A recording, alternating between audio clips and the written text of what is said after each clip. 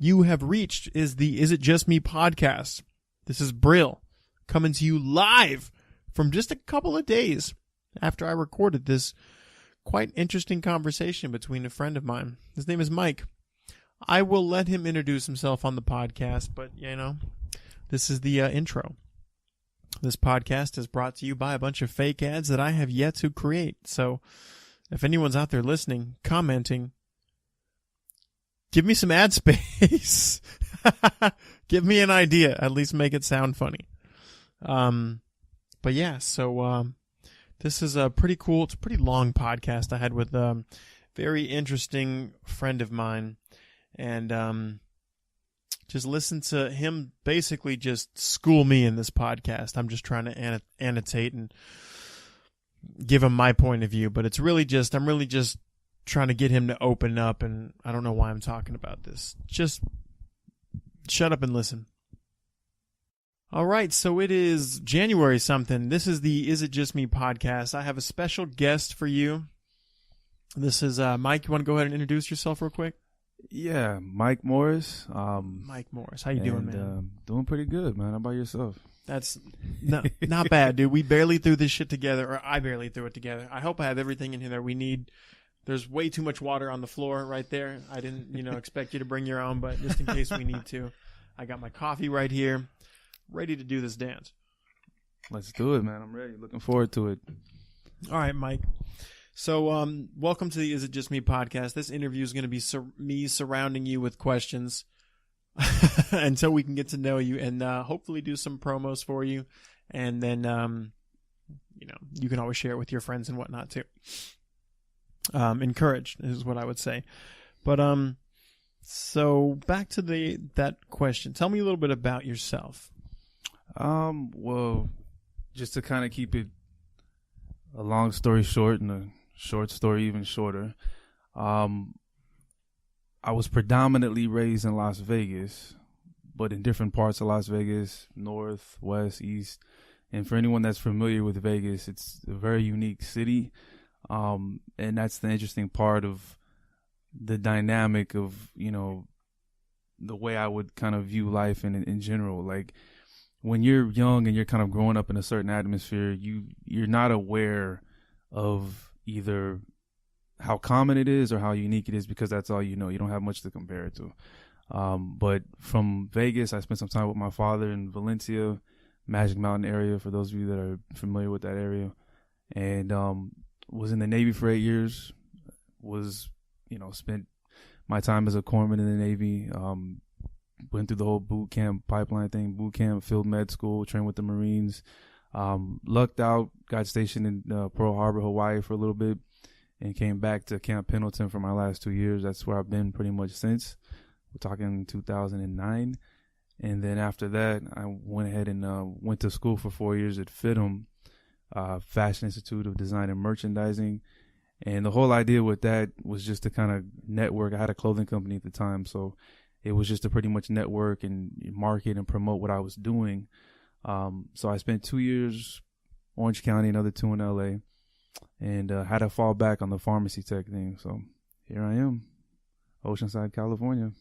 Oh, side. Nice. I feel like you may have stepped on one of my other questions. Not your fault. These aren't all that, professionally prepared questions, but how exactly did you end up in San Diego? So I was stationed in Hawaii from 03 to 07, October 07. And I got orders to come over here to Camp Pendleton for my last couple of years in the Navy. So I was literally in Oceanside at Camp Pendleton from 07 to present time. So I've been here ever since. God damn. You say you lucked into a job, man. Did they tell you it was super expensive when they kicked you out over here? Yeah, it is, man. I mean, it's funny how things happen. I wanted to come back to Cali eventually because I was born in San Diego, but I didn't really find out where I was actually born until a couple years back, because I wasn't raised in San Diego area. I was born there, but I wasn't raised there. So I had no idea how expensive it was, the taxes and all this stuff, because I'm coming from a no tax state. in Vegas. So I didn't have anything to compare it to as far as how drastic taxes and just other little fees, statewide fees here and there would kind of add up to so much. So it is very expensive out here, man. I had a friend that just moved to Nevada too, and you know what? That's exactly what he was saying, but it's more recent, so I know the shit's still going on. Like, he went there because he's like, fuck California. I'm tired of this shit. They're trying to put taxes on top of my taxes, and the money that I'm using to pay these taxes has already been taxed. God damn. Right. That's crazy. Do you but so what are you now, more powerful information here. What are you working on now? I'm working on a couple of things, man. Man, this is a pretty wide range question you asked there. So just one thing at a time. I know I may have not have prepped all the viewers, but you are writing at least one book, am I right? Well, it started off as one book, and about a year and a half into it pretty much turned into two books because it's just a lot of information, and what I'm trying to do is simplify it. But I think the one thing special about the book is going to be the visual aspect of it, the illustrations, the graphic designs, the paintings that I'm putting into it. But the subject matter itself, should be able to stand on its own 2 feet. But I think that extra kick is going to be the illustration. So, for anyone out there that's listening, I do paint night events. For those of you that are familiar, you go through Groupon, Living Social. It's pretty much these local events. And I host, 3 to 4 events per week, anywhere between 30 and 60, 70 guests, depending on the venue. And I pretty much teach people how to paint for a couple hours. They come out, they drink, they eat, conversate. And one of the things I hear commonly, people will come up, they'll walk into the venue. The first thing they say to me is, "Hey, Mike, I'm not an artist. What am I going to do? You're going to be over here trying to help me the whole night. I'm not an artist. I have no creativity." And I tell them, listen, all of us are artists. All of us have a level of creativity. We just have different mediums of expression. So I've always been telling people, I've been an artist my whole life. Well, I think we're all artists, but we all have different mediums of expression. Me specifically, I've been illustrating and sketching ever since I was like 3. So I'm a very visual individual, and I like to sketch and illustrate, anytime I have. So that's pretty much what's pushing me to do the book. In the book, as far as the material, the subject matter, it's pretty much psychology. It's a philosophy of psychology and how we're able to look at life at a certain perspective or multitudes of perspectives to become successful in what we want to be successful as. Pretty much maximizing human potential to keep it as simple as I can, man. I feel like that whole thing about art for me, it was phone falling. For me, it was like it's. I don't know if anyone else is like this, but I don't listen to music all that much anymore. I spend a bit, and anything I'm listening to is for the most part podcasts or music on podcasts. But there was a time where I listened to music, and there was a time where I would draw, and then every once in a while I just kind of come back to it. I mean, it's been a while, but I mean, I went through super big into like Wolverine, and that's all I cared about when I was like 9, 10, 11, 12, like for the and then like around 12, Pokemon kind of came involved. So I remember drawing like the picture of Wolverine where he had that thing on his head, and he was like almost like naked. He was like right after they injected him with Weapon the X. adamantium. Yeah, the Weapon X, X, yeah. like off Weapon the X toy program. or cartoon or something like that. And then years later, I remember drawing some Pokemon because I remember I took like the cap off a milk, like 1 gallon jug, and that's how I made Voltorb. And I was like, all right, I'm gonna draw this.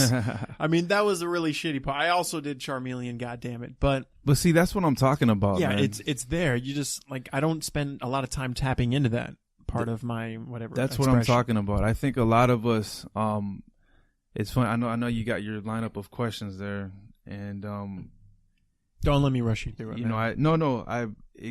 This kind of goes into one particular question. Oh, perfect. Let's see It's got notes. The one. Oh, you're looking. So what you sent me, man. So as far as the institution, kind of false safety, kind of blocking creativity. I think it's the system in general, and that's what this first book is about. Like, wait, can we break that down a little bit? Because only me and you know what I'm talking about. This was something I think that you brought to my attention before. I may have written it down kind of weird, but so we're talking about work institutions, right? False safety blocking creativity. Okay, so this is like a typical kind of job that seems to be very very relative for a lot of people who have this kind of job where it's just like you kind of come here and the idea is to get this done while you're here, right? Right. And then anything you have to say or do, man or woman, kind of doesn't really matter. We accept diverse people, but we don't give a shit about what you have to say, right? Right. I mean, it's interesting because, like I said, with you, having your intrigue with the Pokemon and X-Men and everything, and with children in general, if you notice how imaginative children are, but somehow between the ages of 6, 7, 8, 9, and then once they get into their teenagers, it almost seems to be stripped away from them month by month, year by year, because they become institutionalized.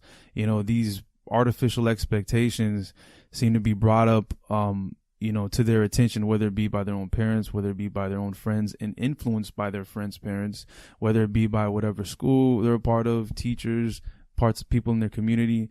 And they feel like, in order to be successful in this system, I have to follow specific procedures, traditional procedures, whether it be, going to college, whether it be, joining the military, whether it be getting a 9-to-5, whatever the case may be.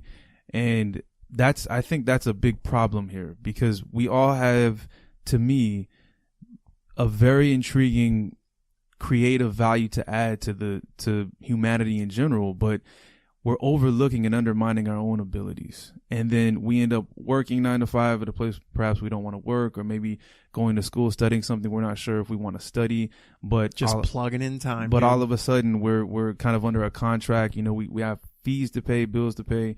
We're pretty much a slave to whatever contract we've signed to have to pay back student loans, whatever. And by the time you know it, someone's in their mid to late 30s, 40s, whatever. And they're like, damn, where did I go wrong? I had these abilities and I completely ignored them. But that's part of what I call the game machine, the system. The game machine. Can you break that down? Right. Because I really wanted to talk about this. Right. So the idea of what I was doing here was twofold, right? So you wake up in the morning, your eyes open, whatever, you're looking at reality, this thing that we're living in. And from what I've experienced, from what I've noticed, my research, whatever the case may be, you can look at it in twofold: the organic universe, infinite part of reality, and you can look at the artificially kind of systematically built reality. And I think the problem is we all have the organic universe, infinite reality within all of us, but the artificial system has pretty much taught us to ignore most of that. And I think that's when we start doubting ourselves, we start second guessing ourselves, overlooking our own intuition, making mistakes, having regrets, doing things like that, peer pressure, into doing certain things. So is it like, okay, like, so you kind of said something that sounded really, really cool to me earlier, or just a second ago. It kind of sounds like, so just like at work, when you plug in like your 9-to-5, like these are my hours and this is what's going to get accomplished while I'm here. Right. It kind of sounds like, so you're born 1950, you died, 2050 or something like that. That is just your time here. So as soon as these years of time pass, it's your time to plug in, and then you just do your thing, right? You're born, you go to school, you do whatever it's supposed to do, you die. Right. It seems like as soon as, like, instead of moving in time at a rapid speed, you just kind of stop and slow down and look around. Isn't that what causes all these problems? What do you mean when you stop and slow down and look around? Like what I'm trying to dress up is like a ceiling fan. It's just like we're all just like a part, like a timeline on just this constant loop. Like I said, my year is say 1950 to 2050. But if I just go on and don't complain about anything and go on and act like everything's okay, everything's fine. But as soon as I kind of stop moving past, I don't know how to describe this any better. If everybody's moving at the same rate, but one person just kind of stops and looks around. I see what you're saying. I see like, let's say if you're going up an escalator and someone just stops and they stop on one step and they just continue to stay in that area, it's going to build a chain of disruption for everyone behind them, right? That's, yeah. Something like an escalator. That seems like a more asshole way to do. But you're kind of on my point. Like, what I feel like is like, so if you just take that time where you stop and just like take a deep breath and look at what is going on in your life, like where are you headed, what's your plans, or is it just Thursday and you're doing Thursday things? Right. And you start questioning, this is what gets you in trouble, right? Because what I mean is to not be in trouble is to just go and do what's expected of you. But if you want to do something you want and it's something different, that's where people start attacking you, right? I'll give you an example of it, and that's the point. That's one of the biggest points to the why I'm doing what I'm doing as far as the book, because people feel guilty about following their own dreams, and that's pretty sad in this day and age. But I'll give you an example. So being in the military for 8 years, you're pretty much, I don't want to say groomed, you're trained to pretty much not ask any questions, right? You're trained to take orders. You know, this is what you're supposed to do. This is what you signed up for. You understand the mission plan. You understand the objective. You have a chain of command you're supposed to follow. If you have you're not really supposed to have your own opinion, but if you see something a certain way, bring it up to the person next in charge. You know, let's say for anyone that's familiar with Navy chain of command, I was a third class for a while. If I had a question, I'd have to bring it up to my second class. If they had a question, they'd have to bring it up to their first class. They couldn't skip the chain of command. But here's my point.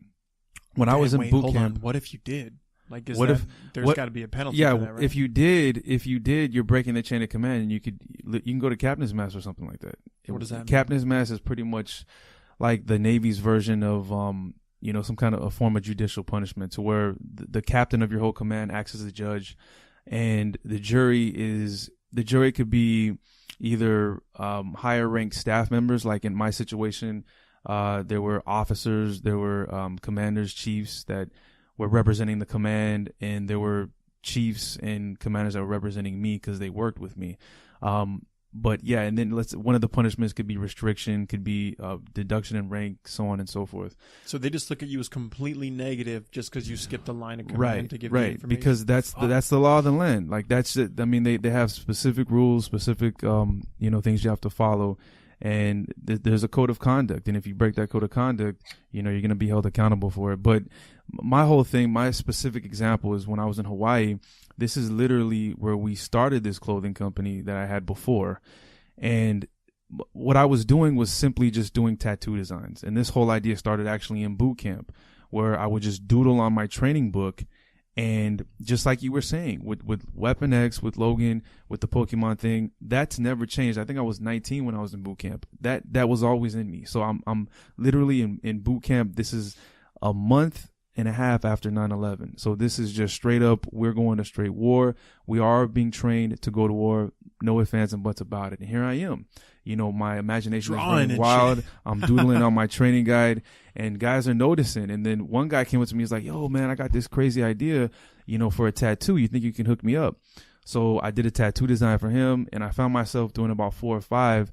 And then I think it was about the 5th or 6th guy. He came up to me. He's like, "Yo, man, how much would you charge me for this?" And I'm looking at him like, "Well, I'm not charging anyone for anything." He's like, "Are you kidding, man? I'll give you $100, man. Just do this for me." And that was the moment. I'm like,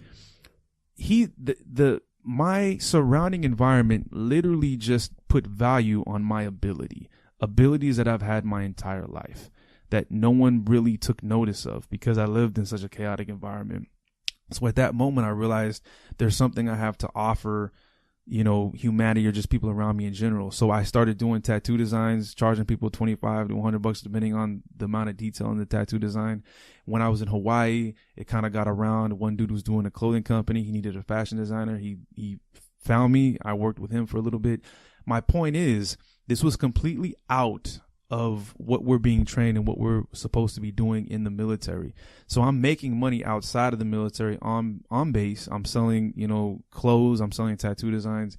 And when it got back to my chain of command, I was looked down on it. There were a lot of my... Wait, they were mad at you for working outside of work? Yes, they were. And who I'm talking about specifically, I'm not talking about a lot of guys my age. I'm talking about older, perhaps more influential people in our specific chain of command, whether it be first classes, chiefs, some of the officers that we worked in the medical clinic, because I was still a pharmacy tech in Hawaii. When kind of word got back to them that, hey, man, this guy Morris or whatnot, he has a clothing company going on outside. He's selling, tattoo designs.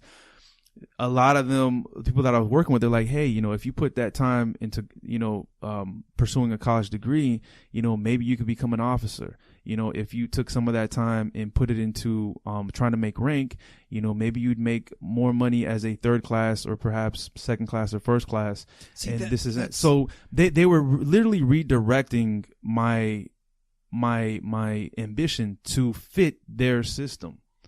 Yeah, exactly. That's exactly. I mean, okay, I was going to use different words, but exactly what I was just going to say is, like, if you just have extra things that you want to do and it's not specific, you know what I mean? Like, if you just work at home, like helping people if they need stuff done or something, and it's like you could put that towards work, perfect sense. But like, I'm trying to do this one thing over here, and it's like, oh, well, I mean, if you just put that work in this direction, you could be somebody over here and have their life.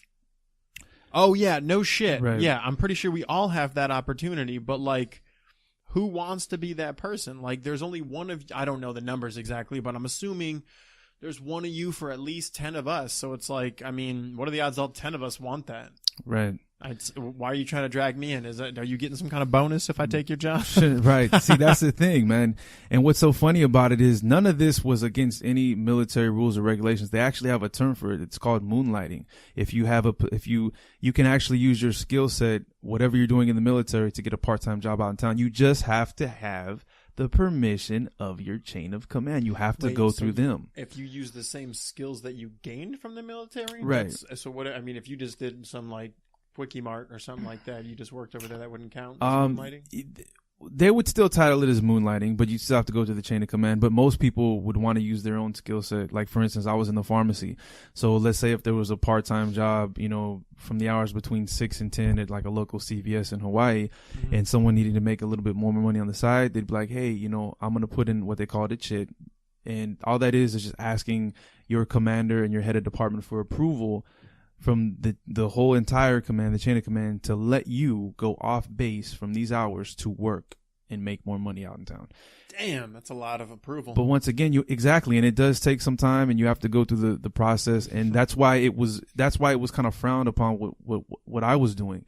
I was doing a couple of things in Hawaii, man. I was making a lot of money on the side. And how can they blame you? They know, I mean, where you were like some form of grunt level, right? Or maybe a little bit above. Oh, but no. You're making what the majority of the people I'm literally at the bottom of the totem pole. Like, for those of you that are familiar with, the pay grids in the military, you pretty much have E1, which is recruitment level, the first step into the military. And I want to say it goes up to E12, which is Master Chief. And then after that, it's officers. But E1, E2, E3 is pretty much boot camp pipelining stuff. When I say pipeline, I just mean the first year or two of you just training, going from training command to training command. When you're finally at your first duty station, at that point, you'll take tests to have the opportunity to become an E4, which is a third class petty officer. So I was a E3 for a while, then I became a third class petty officer, but I was still at the bottom of the totem pole in my pharmacy because you had first classes, second classes, and chiefs or whatnot. But here's the thing, like, there was a whole social dynamic of life that I completely undermined. I didn't give it a lot of importance, and up until the last few years, I'm like, wow, this is something that's very serious, and I think a lot of us tend to overlook. And we always hear that story, it's not what you know, it's who you know. There's a lot of truth to that. Like, so for instance, with the whole Hawaii thing, I'm only, 20, 21, 22, 23 at this time. So I'm still trying to figure out who I am and trying to figure out what I'm doing. Is it right? Is it the right thing? Am I going against something that I probably shouldn't be going against? So I was still very impressionable. Yeah, I was working in a pharmacy. I was still very impressionable. So when I have pharmacists that I respect, that I work with, that are telling me, hey, you should be putting your energy into trying to get a college degree, or you should be putting your energy into trying to make rank, it had an effect on me. It made me feel like, I shouldn't be doing tattoo designs outside of work. I shouldn't be spending my time, creating a clothing company. I shouldn't, be spending my time flipping jerseys. Like a couple of the guys. Well, maybe, but like, can I ask this question? I don't know that we went over this earlier, but why did you join? It's funny because I literally just wrote about this a couple weeks back. So, and this is a whole nother thing here. we're gonna open up. So yeah, this you want to cut it go a quick? lot of different directions, man. So once again, I literally was raised in a variety of places growing up as a child. Suburbia, the ghetto, the hood. I lived in a variety of these places growing up. But I remember my father, I remember my mother, what they were telling me: focus in school, get good grades in school. You have the opportunity to go to college, and then you'll have a great career. That stuff was always embedded in me from day one. So what did I do? I focused in school. I was always, getting decent grades in school. So in high school, my goal was to, graduate with a 4.0 and kind of greaten my chances of receiving a scholarship and going somewhere. What happened? I graduated 4.0. For whatever reason, my name got left off of the honor roll. And I was kind of embarrassed because I remember telling my family about it. My mom's family came down from California to see the graduation. So my father's side of the family, people that I loved that I hadn't seen in quite some time. And I told them I was going to have the honor roll. I was going to have this golden sash on. And what happened? I'm going to check in, the night of the graduation, and my name wasn't on the list. And they're pretty much like, you know what? No, I'm sorry, we can't do anything. You're not on the honor roll, whatever. Go to this line. So long story short, I graduated with having earned the 4.0. I don't want to say recognition, but yeah, earned the recognition, but didn't receive it. And then when I applied for a certain amount of, scholarships during the summer of 2001, bro, I didn't get one response back. And on top of that, I think one of the things I think I got was, I want to say they called it the 2K scholarship, but was only a couple grand. And that wouldn't last, maybe, I don't know, back then, a couple of quarters for a community college. It wasn't a lot of money to complete even a semester of college. It would have opened the doors, but it wouldn't have been able to. I wouldn't have been able to complete my first year of college with what I had. Yeah, it depends on where you are. Come to find out, one of my best friends, his father was a recruiter in the Navy, and I remember this like it was yesterday. The last month or so before we graduated, we had all three recruiters, four. Army, Navy, Marines, and Air Force come to our school during lunch. They set up their displays, and they were basically recruiting soon-to-be graduates. The colleges that came were, I think, 2 or 3 local community colleges. No universities, no nothing like that. And this is a school that's, not in the best part of Las Vegas on the east side.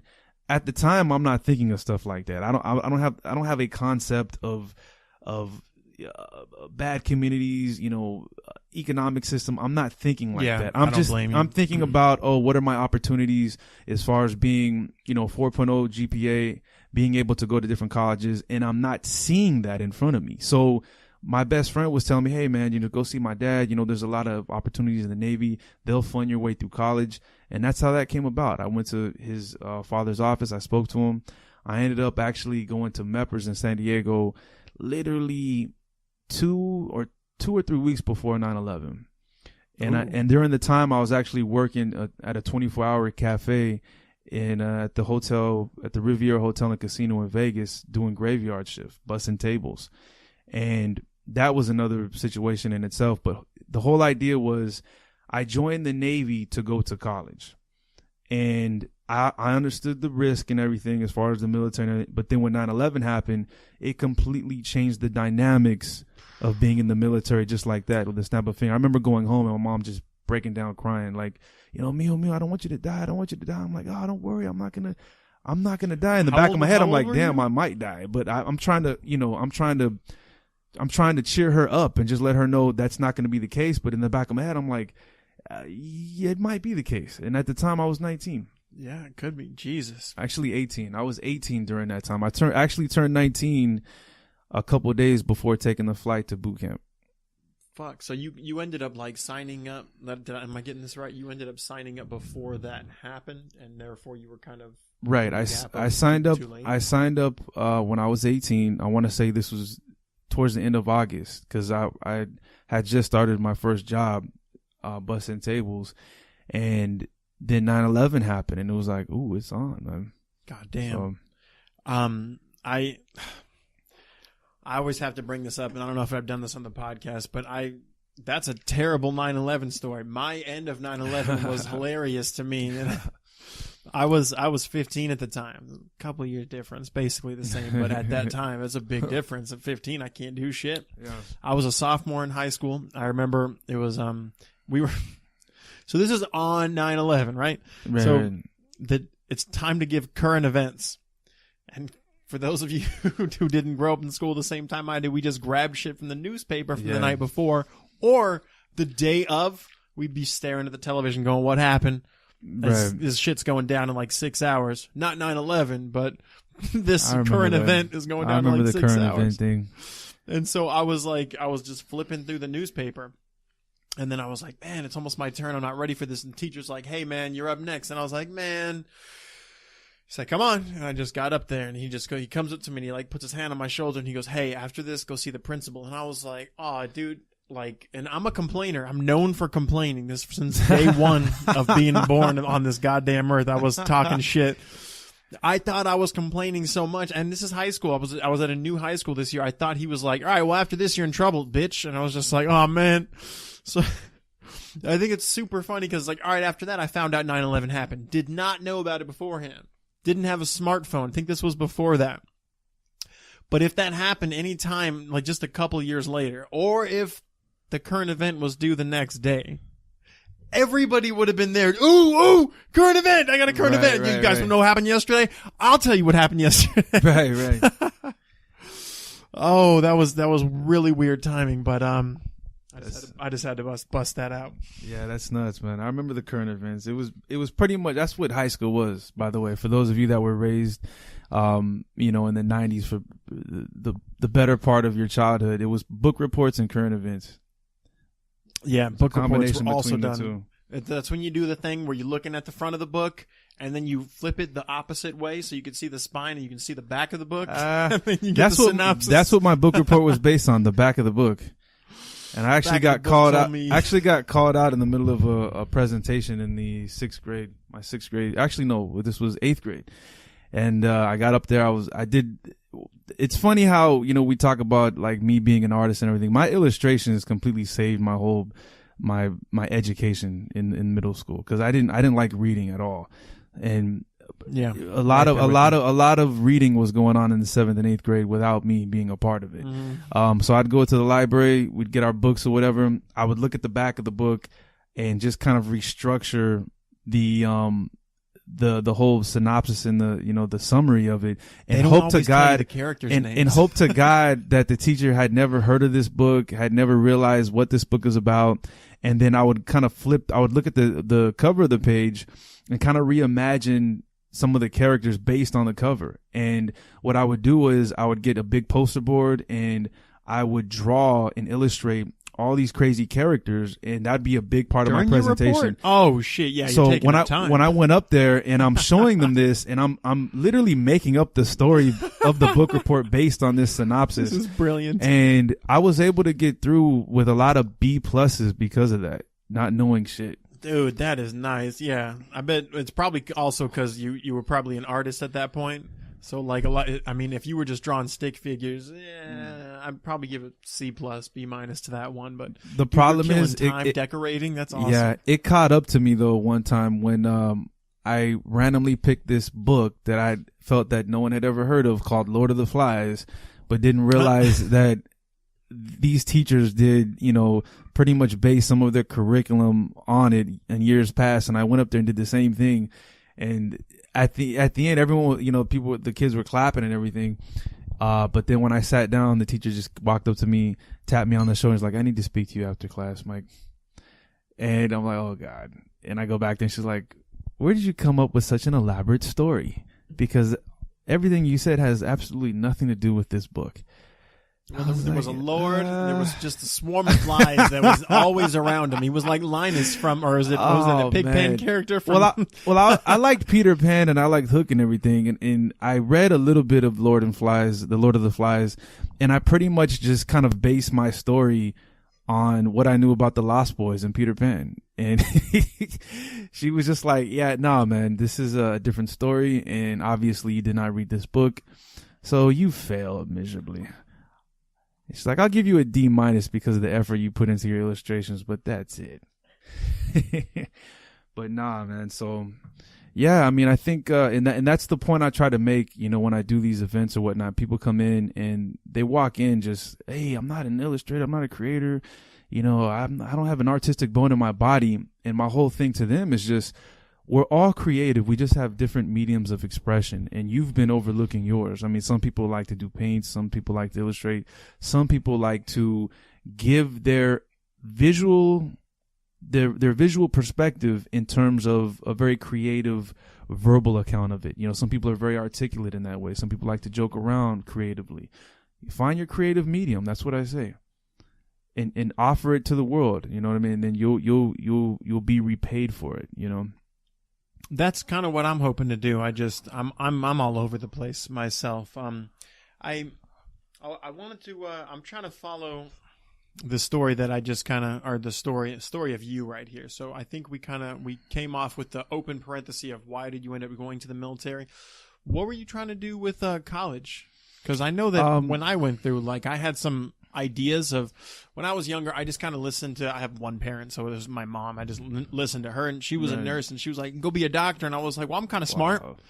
I was kind of smart, bro. And I mean, but doctor was insane. So okay. I remember that I went to school and I didn't have a exact passion that I was following. It was more like a set of rules. It was like, okay, well, here's life, bro. You're in it. You can either keep working over here and just that'll be that. It's not a lot of improvement to grow, or you can try to go over here and do some schooling, but with no outline of what I really wanted to do, or that I really wanted to do anything. I know I didn't want to do anything, and I still don't. But but why'd you end up going? What did you want to get from college? Okay, that's interesting how you say that.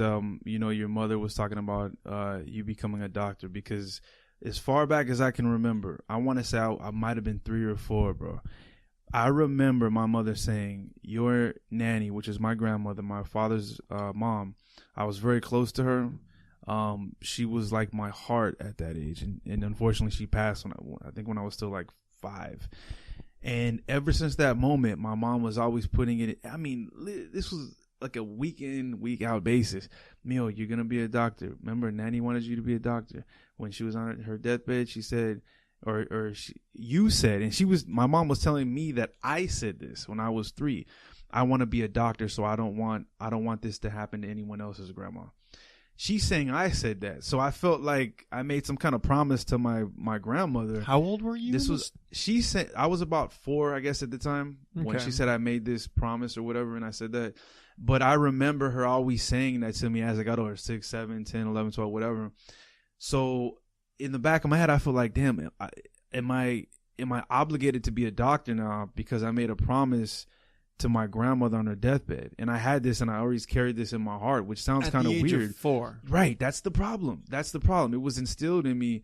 And I think, obviously, without my mom realizing how much of an effect it would have on me, but the whole time I'm like, I have to be a doctor. And that was one of the things that, there was a couple of things that kind of pushed me to the Navy. One, obviously, my friend's father was a recruiter, but a couple of things underneath it that I actually write about in the book. And one of the things was me saying I wanted to be a doctor, and the Navy recruiter saying, hey, you can take your first steps in the Navy by being a corpsman, a hospital corpsman, which is pretty much a lower level medical assistant. And you can go through some of the training and then eventually be able to have the opportunity to become an officer in taking a doctorate program or whatever, and becoming a full-fledged doctor and an officer in the Navy. So that was one of the things that got me. And another thing, I know this is kind of off topic, but it goes along with the stuff that I'm writing. But I remember seeing Under Siege when I was 10, Steven Seagal movie, and I thought, okay, I wish I'd seen it so I can continue. I thought it was badass, and I'm like, you know what, I want to be a Navy SEAL. So a combination of wanting to be a doctor, wanting to be a Navy SEAL, and wanting to go to college kind of pushed me into the Navy direction. It's like you can do all of these just one at a time. Right. And so I had that in the back of my head. Now, honestly, when I was going through the whole, college thing, I really didn't want to go to college. I felt like it was something I had to do in order to be quote unquote successful in this system. I really didn't want to do it. Even when I was in the Navy, you know, and then some of the people I was working with in Hawaii, because you could take college courses while you're in, and I didn't want to do it. I felt like it was a waste of my time, because people would always say, "Hey man, you're a good artist. Why don't you go to college for that? You can draw really good. Why don't you go to college for that?"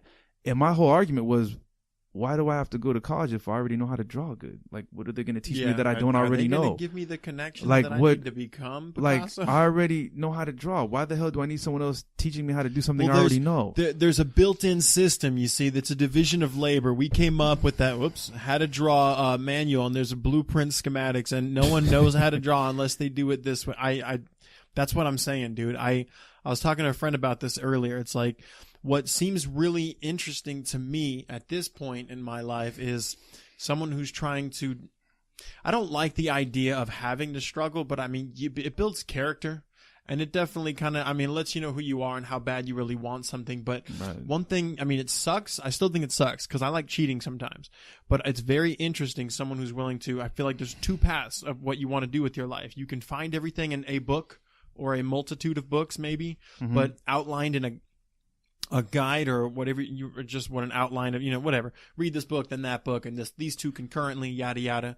Or you can try to find the information yourself, especially at this point with fucking computers everywhere. But try finding information and then try to build it and make it. Like, you're not necessarily trying to do something that doesn't exist. It's just off the beaten path of what we were taught in school. I remember hearing this shit in college because I took 1,000 college classes. Only a third of the people who graduate and try to do something with their life, I'm not even just go to college, but just go to do something where it's like, I do this for a living. Right. Or, you know, we end up going through college to get their master's just to do this. So many people, and I'm not trying to compare myself to musicians, but I mean, those are other people just like, hey, look, I found out I'm good at this. I don't need to fucking, you got to pass your, you got to pass U.S. history, and you got to pass this English class. That English would be nice. I've always said English, math, and science are pretty helpful.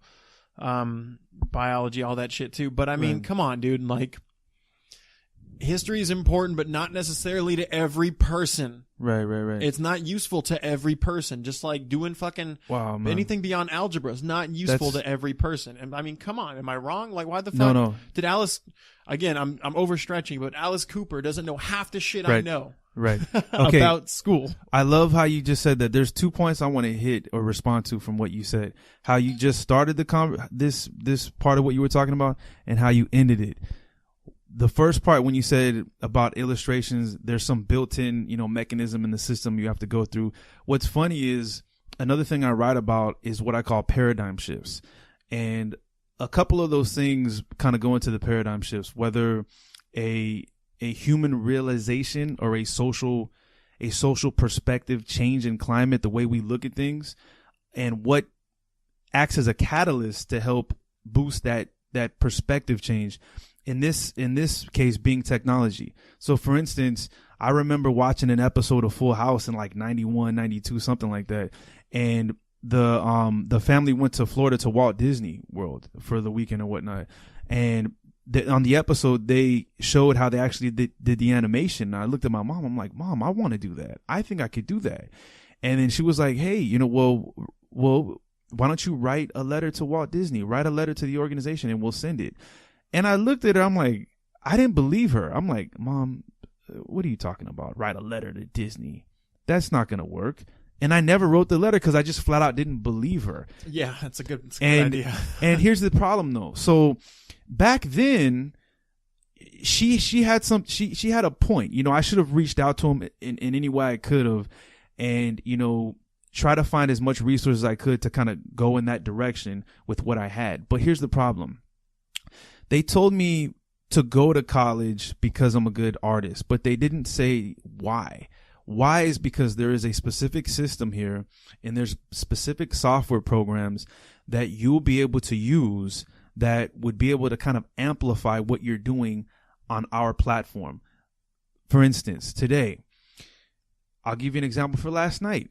This literally happened last night, Jabril, and I'm going back to 2 different things.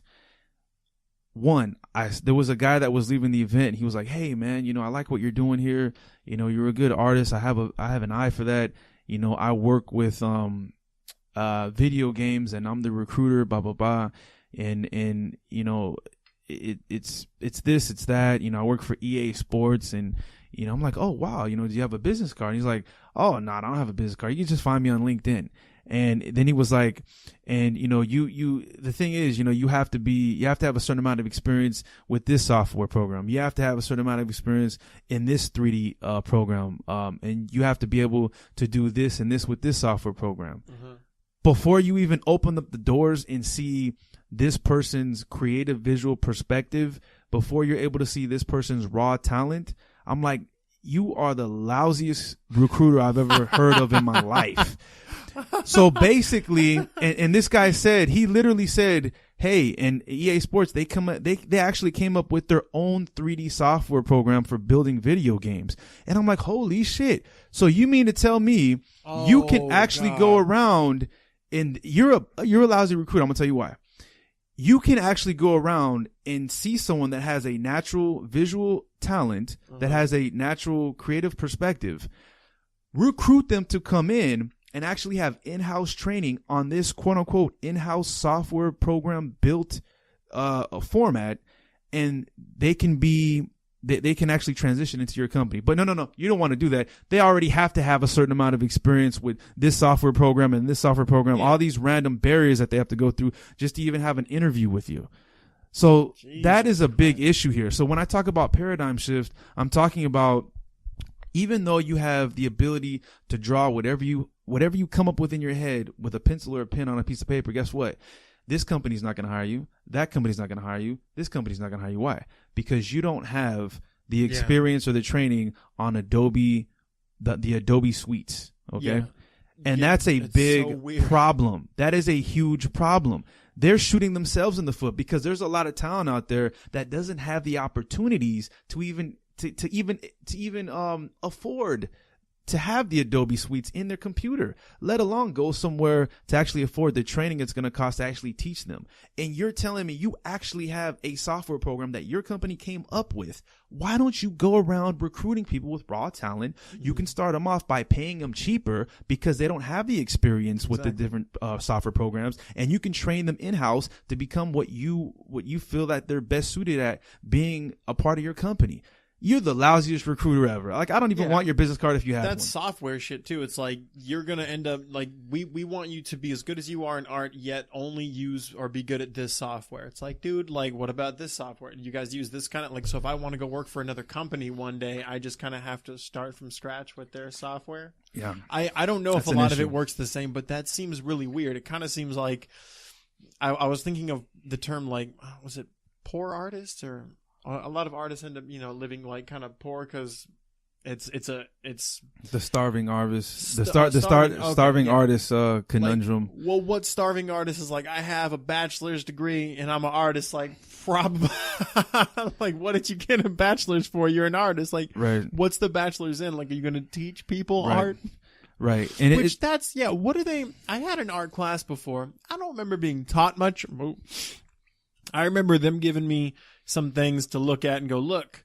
It was very simple. It was like, look at this picture in this magazine. Try to draw that. And then another week, it was like, okay, you're done with that.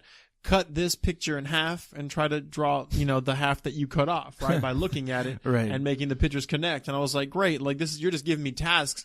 Right. There was no like, okay. Like when you're taught English, it's like, okay, well, this is how commas are used. This is how semicolons. This is a comma splice. Go ahead and remove that. You want to use a colon here. Where the fuck is that in art? Right. How do you teach? I don't even understand how there's art school. Okay, I'm going to answer your question. So, but I wanted to go back to the last thing you said what you said earlier about how, as far as like the teaching and education or whatever, but real quick, because I don't want to go off track. What you just said about that, I'll give you a personal experience. So I'm at FITM for 4 years, right? And I have this talent that I've kind of undermined my whole life because of my surrounding environment, just not really nurturing it or making much of it. But the paradigm shift comes with technology. Now, I'm going through college, and I'm going through the thing here. I went to a college advisor before stepping foot into the college doors, and they told me, they're like, hey, what are you here for? And I'm like, I'm here for graphic design. I want to major in graphic design. And I told them about having a business, wanted to run a business, and I showed them my portfolio, and they're like, yo, man, you have an extraordinary ability as far as your illustrations, your sketch work. You seem to have the art part of it down. How about you come in here for what we call apparel manufacturing management, which is the business side of it, to understand the business infrastructure of how a clothing company is run. And that way you already have the artistic abilities, but now you'll get to find out a little bit more in depth of how the business infrastructure is run when dealing with a clothing company in the fashion industry. I'm like, okay. So you're working in the same industry, but worried about different shit. So, Right. Again, it's kind of like, well, you're good at this, but I mean, do you want job security or do you want to do what you want to do? Right. But here's the problem with that, Jabril. So I start with the apparel manufacturing thing, and I'm going on for a couple of quarters. I end up meeting a buddy of mine. Her name was Gabriella. She was from South Africa. Very talented artist, and we had worked in a couple of different projects together. And I remember, I want to say it was the second or third quarter, where we had a class. It was called the apparel process. I had to take my class in LA. She took hers in Orange County, but it was pretty much sewing, like seamstress stuff. I seen her again, and she was like, Mike, I'm dropping out of this major. I'm not here to be a damn seamstress, man. I am an artist. I'm a designer. I'm a creator. I'm not here to sew shit. And I'm like, well, where are you going to go? And she's like, I'm going to go into graphic design. And I'm like, all right. So she went to graphic design. And my thing is, I don't know if this is a personal characteristic of mine. This is what separated me from her. I feel like when I start something, I have to finish it. That was a ingenious move by her and a dumb decision by me by staying in that major, because I actually already had a certain amount of business experience with clothing companies before I even went to fit them, because I told you I had a clothing company. So I had a lot of personal business experience. And literally when I was going through these classes, they weren't teaching me anything new for the most part, but what they were doing, which I don't want to say I regret that time, what they did for me was pretty much validate my experience, because I felt like, oh, whatever happened to me just happened to me. But what they were doing, like, these are guys that have been in the industry for years, and what they're teaching me, I'm like, holy shit, I just went through this 2-3 years ago. Okay, that's exactly how it is. Is that reaffirming at all? How do you feel about that? It helped me, because I was very young, and I felt like I made a lot of mistakes, and I would think, well, I went through my mistakes because of me. And what they were doing in classes, they were pretty much validating a system that I wasn't so sure about, because they had been in the system for years. Like, for instance, one of my teachers was a importing and exporting specialist. When I had a clothing company in Hawaii, I imported T-shirts, polos, and jeans from China. We had a whole bunch of issues. I had to go through a whole bunch of stuff over a couple of years. The stuff he taught me was like, holy shit. It's a lot of experience. I know exactly what not to do, and I know exactly what to do. Mm-hmm. Good, cool. The problem is this, though. Who I am naturally, I could do business stuff, but naturally, who am I? I'm an artist. I'm a creator. I love to create. I have an imagination. I love to do this stuff. What happened, Jabril? So on the verge of graduating from FITM, now it's time to look for internships. Where am I going to get internships at? Because I had to put the entrepreneur thing on hold for a minute. Why? Because I have bills to pay. So now I have to make money. I can't risk investing money into something that is not going to make money for maybe a year or two. Once I get the business off ground, I have to literally have a title, have employment, and make money now. So I'm looking for internships. Here's the thing. The internships that were available for my major were something that was like utterly disinteresting to me, like was so boring to me. It was always, it did revolve around business, and my major complemented it, but it was something that I wasn't personally interested in. So what did I do? I had a couple of graphic design classes when I was at FITM, so I'm like, I'll go the graphic design route. I put in a lot of internship applications, got nothing back, made a lot of projects, got nothing back. Jesus. And I thought to myself, wow, and this was a period of about a year. Did you ever meet with anybody in person, or no. you just like apply for it online or something? Well, I had one experience, but I don't want to. That's something that will detour us from the point I'm trying to make here. So most of the time, like 99.9%, I got nothing back. Here's the issue. When I'm going to these career sites and I'm looking up these employment opportunities, and I see anything that revolves around design in a company that I'm interested in, whether it be a sports company like Under Armour, Nike, whatever, whether it be a local company in the entertainment industry, anytime it has designer on there, and I go in there and look up the job criteria, what makes you eligible for this position? One of the first things I see has to be proficient in the Adobe suites. Oh, all of them. You got to teach yourself how to work here. That is the software program that you need to know verbatim before you even get an interview. So I'm like, I have all this ability, but I can't even get an interview because there's a couple of specific software programs that your company uses that I don't know about. Here's the problem with that. I remember being in a couple of these Illustrator classes, and I'll never forget it. And I'm Facebook friends with a couple of these guys, and I love them and respect them to death. They literally legitimized my abilities, man. And it's sad that I didn't know how good I was until other people was like, dude, what the I'm in this class in Illustrator, frustrated out of my mind because I'm doing these specific functions that the teacher's telling me, oh, this is how you create a circle. This is how you do a fade color in this type of design block or whatever. You use this button and this function to do this. And I'm like, I'm so confined. I can't do it on this effing computer screen. You know what? I'm going to take out my pencil and just draw the shit right here on paper, and I can do that shit. And I'm doing it. And I'm sitting next to a creative whiz, and she's really good in graphic design. And she told me, she was like, Mike, you have the most organic ideas I've ever seen or come across from anyone. And she had a certain amount of talent on graphic design herself. She used to help me out. There was another kid that now he's an entrepreneur in LA doing his thing. He's doing jackets, I think. His name was Conrad. And I had nothing but respect for him because he had a certain creative flair about him too. He rolled his chair over to me. He's like, Mike, man, if you had a tablet, you would be unstoppable. He was like, damn the Illustrator, damn this. Get yourself a tablet and you can freehand digitally on that shit and just save it on the thumb drive, and you can create works of art digitally. Is it that smooth though? On a tablet. Have you tried it? I've never tried it. And you know why I didn't try it? Because I didn't have the money to afford it. Once again, another roadblock. Yeah, it's like at least $500, right? So basically what they did was they legitimized my ability, and they said, yo, Mike, you are worth more than this specific software program you are trying to train yourself in hopes of getting a position somewhere. Why don't you just focus on your abilities and try to make something out of it yourself? You know, I'm paraphrasing obviously, but it's like, okay, let me look at that way. But that's the roadblock. That was the roadblock that's interesting. That I had, man. And then you have on the flip side, you have people that don't have my artistic perspective, flair, or visual creativity to be able to illustrate, but they know how to use. They're experts at the software program. What do you want me to draw, Mike? You want a circle, square? They're experts at the software program, so they'll get those positions, they'll get those jobs, and it's like, and some of them are pretty good. But I'm looking at the system. I'm like, this system sucks, because how many people have the ability to bring something to your company, but they can't even get in the door because guess what? They're not proficient in every single Adobe suite you have to offer. That's a shame. There's something about, I don't really know too much from what would be going on to like how one can build success from their artwork.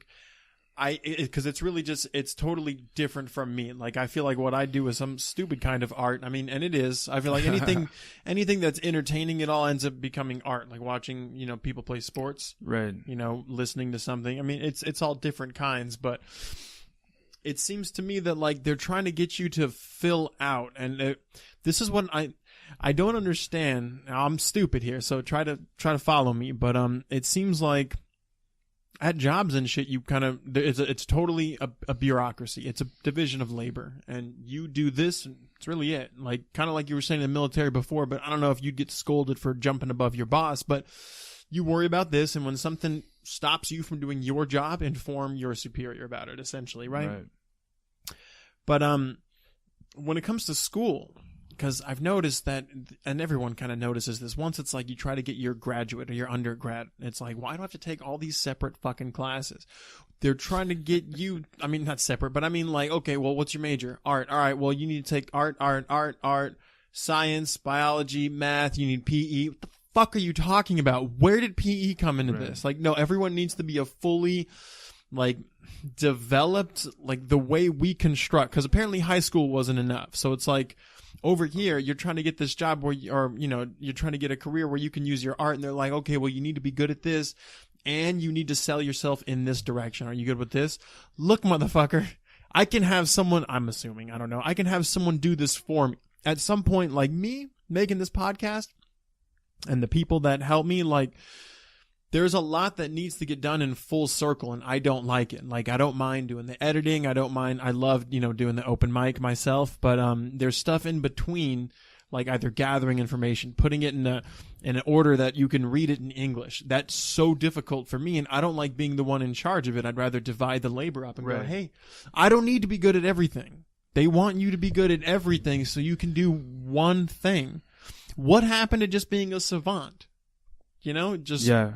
Anytime I try to get a job, I just go, look, I'm just good at math. So if math is part of it, I'm going to fucking destroy it. Unless it's engineering and I need to use physics or something. But outside of that, like, I'm just going to work as good as almost as good as everyone else. But yeah, hey man, you bring up a really interesting point. And it's funny because I was going to touch on that because it kind of left off where you stopped last time. Now, this happened last night. I had a lady at my event over here in La Jolla, and I was talking to her for a bit. And she seemed really open to what I was saying. So I'm like, okay, picture this. I have this idea. One of the things that's wrong with the education system is we standardize everything. There's a standard that needs to be met by every single person. But here's the problem. We're all naturally different in some way, shape, or form. Mm-hmm. For instance, you have those of us that take to visual learning. You have those of us that are on hands learning. You have those of us that like to read. You have those of us that like to listen and then repeat. So my idea was this. When you have a child, whether it be 4, 5, 6 or whatnot, and they're in kindergarten, they're in first grade, maybe second grade, those first 2 or 3 years, the teacher should pretty much be observationalists, analysts, and pretty much in a way guidance counselors. What they're doing is you're touching on exactly what I wanted to say. What they're doing is they're watching and monitoring the natural habits of these children to see, oh, Jimmy over here, he's more physical. He likes to move around a lot. He's very active. Lucy over here, she likes to read and write, and Tom over here, he's more visual. He's an artist. I notice when I put something on the board, he likes to replicate it in his own very visual and artistic way. Now, when they get to 3rd grade, you can have a standardized subject matter, but then have a variety. When I say variety, maybe like, for instance, you take a 3rd grade class and you have 5 or 6 teachers, and each teacher specializes in a form of teaching. Like, this teacher specializes in visual teaching. This teacher specializes in hands-on active teaching, theatrical stuff. This teacher is more of a reading and writing teacher. The subject matter is the same. They will learn mathematics. They will learn basic reading and writing principles. But the way it's being taught to them, the way it's being delivered to them, it's right up their alley, and it supports who they are. So now, Mike, we can't expect teachers to be aware of who their students are now, can we? That's not what they get paid for. They get paid to teach this, and we'll see who does it the best. I totally agree with what you're saying. You know what I think? I think that I'm gonna tell you what I think. I think that okay, let's get you on the same thought process. You ever played like a video game? You played video games before, yeah, right? Definitely. Maybe like WWE, one where you build a character, yeah, and they give you like 10 different stat traits, like hit points or health points, whatever the fuck they're called, stamina, like strength, right. And it's like you could build your character, and you have 40 points, and you could give them all the health. You can give just a little bit of stamina. You know what I'm saying here? Yeah. I think people may be built that way, predetermined, whatever. Like, I really feel like people are who they are when they're born, and you can kind of change what direction they're going to go. Like, if they're going to be an asshole with their ability, like if someone might be born just with hyper awareness and they're very fast, and they can, get faster, because we all know that there's like there's people who are just naturally good at basketball when they grab a ball, and then there's people that train and train and train, and they know the steps, and they can mathematically break down how to play, to their best performance. Then there's just guys who are just fucking apes that just there's nothing you can do to stop them. So I think people are kind of born that way. And when we teach, I've seen some of them on TV. I don't really know any. I've played against them, man. That's a whole nother story, though. Oh, I've played against people who are shorter than me in basketball that fuck me up. Basketball's not my game, but that's what I'm saying. But that's the thing. Doesn't mean we all have to play it every that's day the at thing. school, and all of a sudden my friend's dunking on me every day. See, There's nothing I can do about it. See, that's how about the thing. how about we just so kind of like you're saying, where they just focus like, okay, well, this person's good at this person's good at this, instead of trying to go, hey, everybody, let's meet in the middle and have everybody be just as stupid as the next person. I don't see how that's the best way to go about it. Like, all right, well, everybody is considered stupid if you don't understand algebra. It's like, no.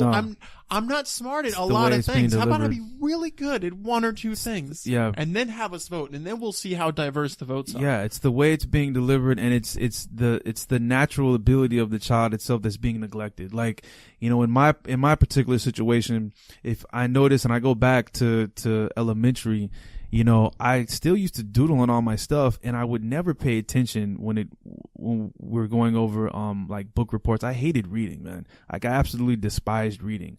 So I would always get these bad grades when it came to reading and writing because I just wasn't naturally intrigued by it. But what was I into? I liked watching movies and I liked looking at comic books. So it's not the information that. So it wasn't the information. It was the form of which it was being presented. So if a teacher was able to perhaps put a book on audio and I was able to listen to it, I would be able to understand the story and you know, come to a critical analysis and breakdown of the book and be able to write what I learned from the book or whatever message was supposed to be given or delivered from the book. But the way they were teaching it is specifically structured for a certain type of child that I didn't fit. So I'm over here doing this visual creative stuff that's completely being ignored. And while I'm in class, oh, well, he's the one that doesn't listen. He's the one that doesn't read. He's the one that doesn't write good because he's not pushing himself to write. Well, I'm just not interested in it. You know, why don't you build my world, my education around something that I'm naturally interested in, and as it revolves around that, I'll find myself actually reading and writing because the core of what's driving it is stuff that I'm naturally into. For instance, I'm writing a book and I never considered myself a writer. I never considered myself a reader. Well, why the hell am I writing and why the hell am I reading, Jabril? Yeah. Because the core of the information is intriguing to me, and I find myself doing things that traditionally I wouldn't have found myself doing if that was just what was presented to me. You have to find the core of what these kids are passionate about, what they're intrigued about, and build their education around that, and they'll find themselves doing things perhaps they wouldn't have thought they would have been able to do because of the core of what's being instructed is what's pertaining directly to their passion. Yeah, and passion is really, I mean, that's why I'm sitting here just talking. I just had this thought a second ago. It was, man, I'm lucky I'm privileged and born in America because, I don't know what I would do in some third world country if I was if I was basically the same person, cause I would just complain about that shit too. I'd just be like, man, it's fucking hot out. I don't have any clothes block me from the sun. The only difference would be I wouldn't have a mic in front of me. So no one would hear it for sure. It would just be people that are directly right next to me. Shut the fuck up, dude. Yeah. You complaining again? And be like, I'll complain anywhere, goddammit. Right. But dude, yeah, my youth was like I appeared smart to a lot of teachers, which I think is funny because now in this adult world, I feel like I'm stupider than ever.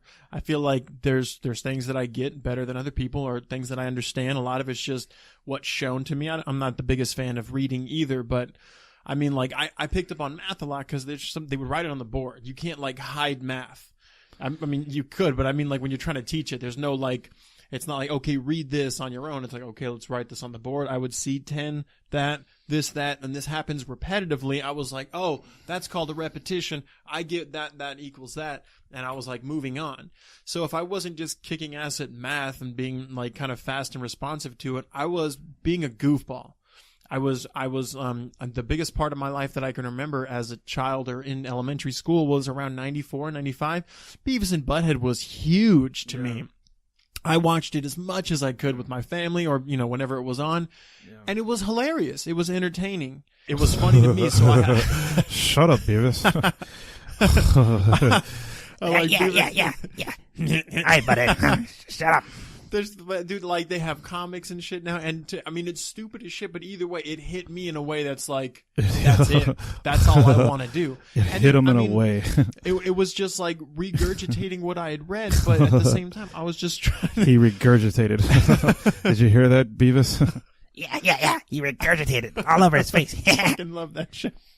Nah, man, I remember that was a big phenomenon back in the mid-90s. But what I'm saying is, like, it showed what I wanted to do with my free time. And this is one of my talking points I wanted to bring up to you is, how do you feel about what you're doing with your free time now?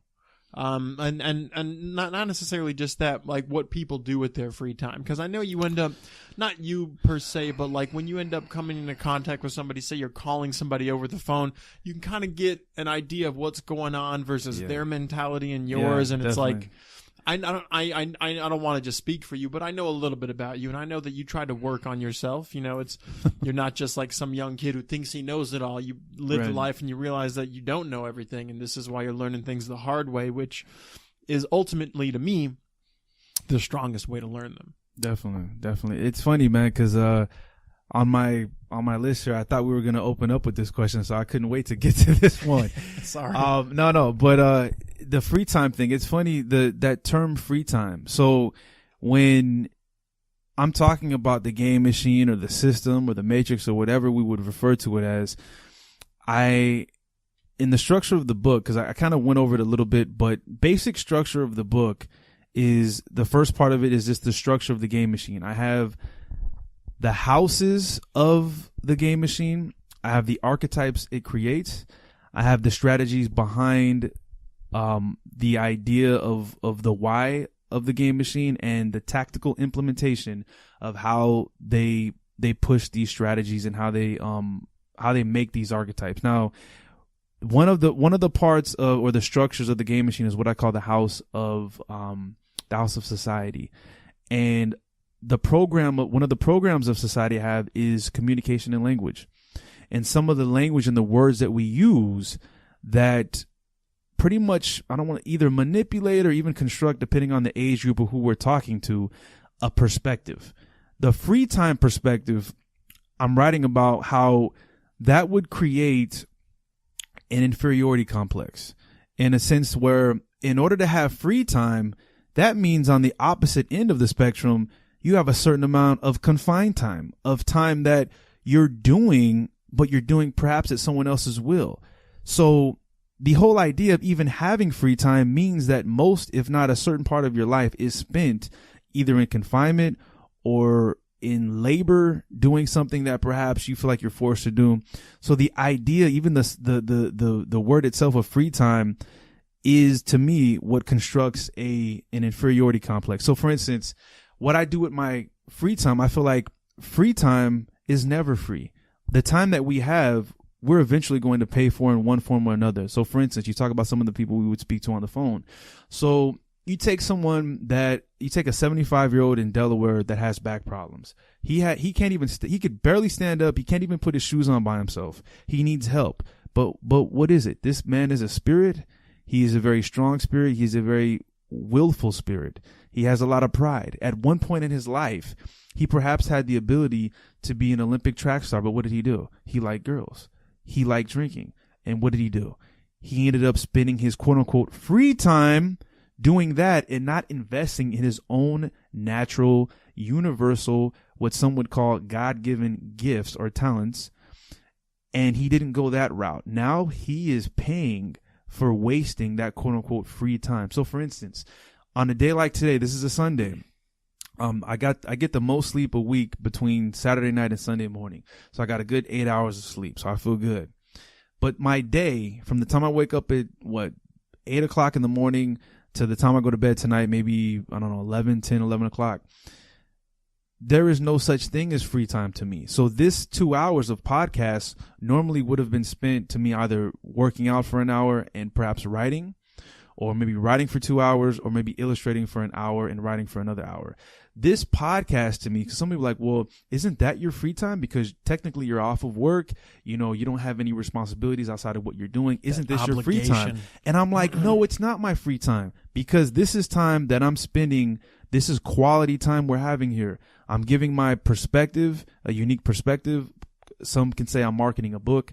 Others could say I'm actually kind of diving in and analyzing a perspective with someone's ideas or someone's thoughts and someone's analyzation that I respect, that, you know, can construct a very progressive dialogue that we don't come across every day. That's true. We're having a great time here. I'm enjoying this a lot. How much shallow conversations we have to make it through the week, and the same boring ass bullshit we feel like we're obligated to do and say at work or say at school. Hey, how was your weekend? Oh, I went to this. Ooh, what'd you drink at happy hour? Oh, you know, how much was this? How much? Like, just this boring, shallow ass shit. And we all know that we're more than that, but we feel obligated to keep it at that level because we're afraid that we may go a little bit too deep at work. We're afraid that we may offend this person. We're afraid that this person may misperceive what we have to say here. This is quality time spent, and we need to do more of this. So free time is to me is an illusion, and it's something that I think Game Machine has, you know, artificially engineered to keep you in a perspective of thinking you have to work to achieve free time when everything about your life is your time. And if you don't pay for it now, you're going to pay for it later. So you better invest in what you are here to do. That's okay. So real quick. So for I'll give you guys another example, one very specific one, the culture of the military. You know, when you're young, 19, 20, 21, you know, especially in times of war, you literally don't know if you're going to be here next year. And the culture becomes a very alcoholic culture. And, you know, I can, you know, serve as, you know, a testimony here and kind of airing out a couple of skeletons in my closet. I became a full-fledged alkie at 21. And I'd be lying if I said the culture of the military didn't have anything to do with it, because you know, we're 19, we're 20, or excuse me, this was actually before my 21st birthday. I became an alcoholic at 20 because we're going through pipelining, we're training boot camp, you know, we're going through field med school. We could be deployed anytime. So the idea is this: we get paid every week or every other week, 1st and the 15th.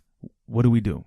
You have liquor stores around, and whoever's over 21, you got your group. You take your guys over here, get some Hennessy, get some Bacardi, get some Smirnoff vodka, and we're going to live it up. We're going to do everything we possibly can, because guess what? We don't know if we're going to be here next year. So this is what I'm talking about with this whole free time thing.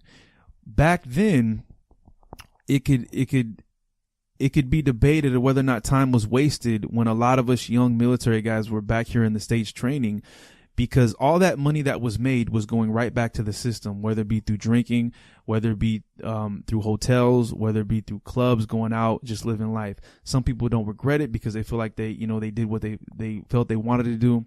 But then now all of a sudden they're walking around and they're asking the VA for help. They're asking the VA to help them find a job. They have health issues now, whatever the case may be.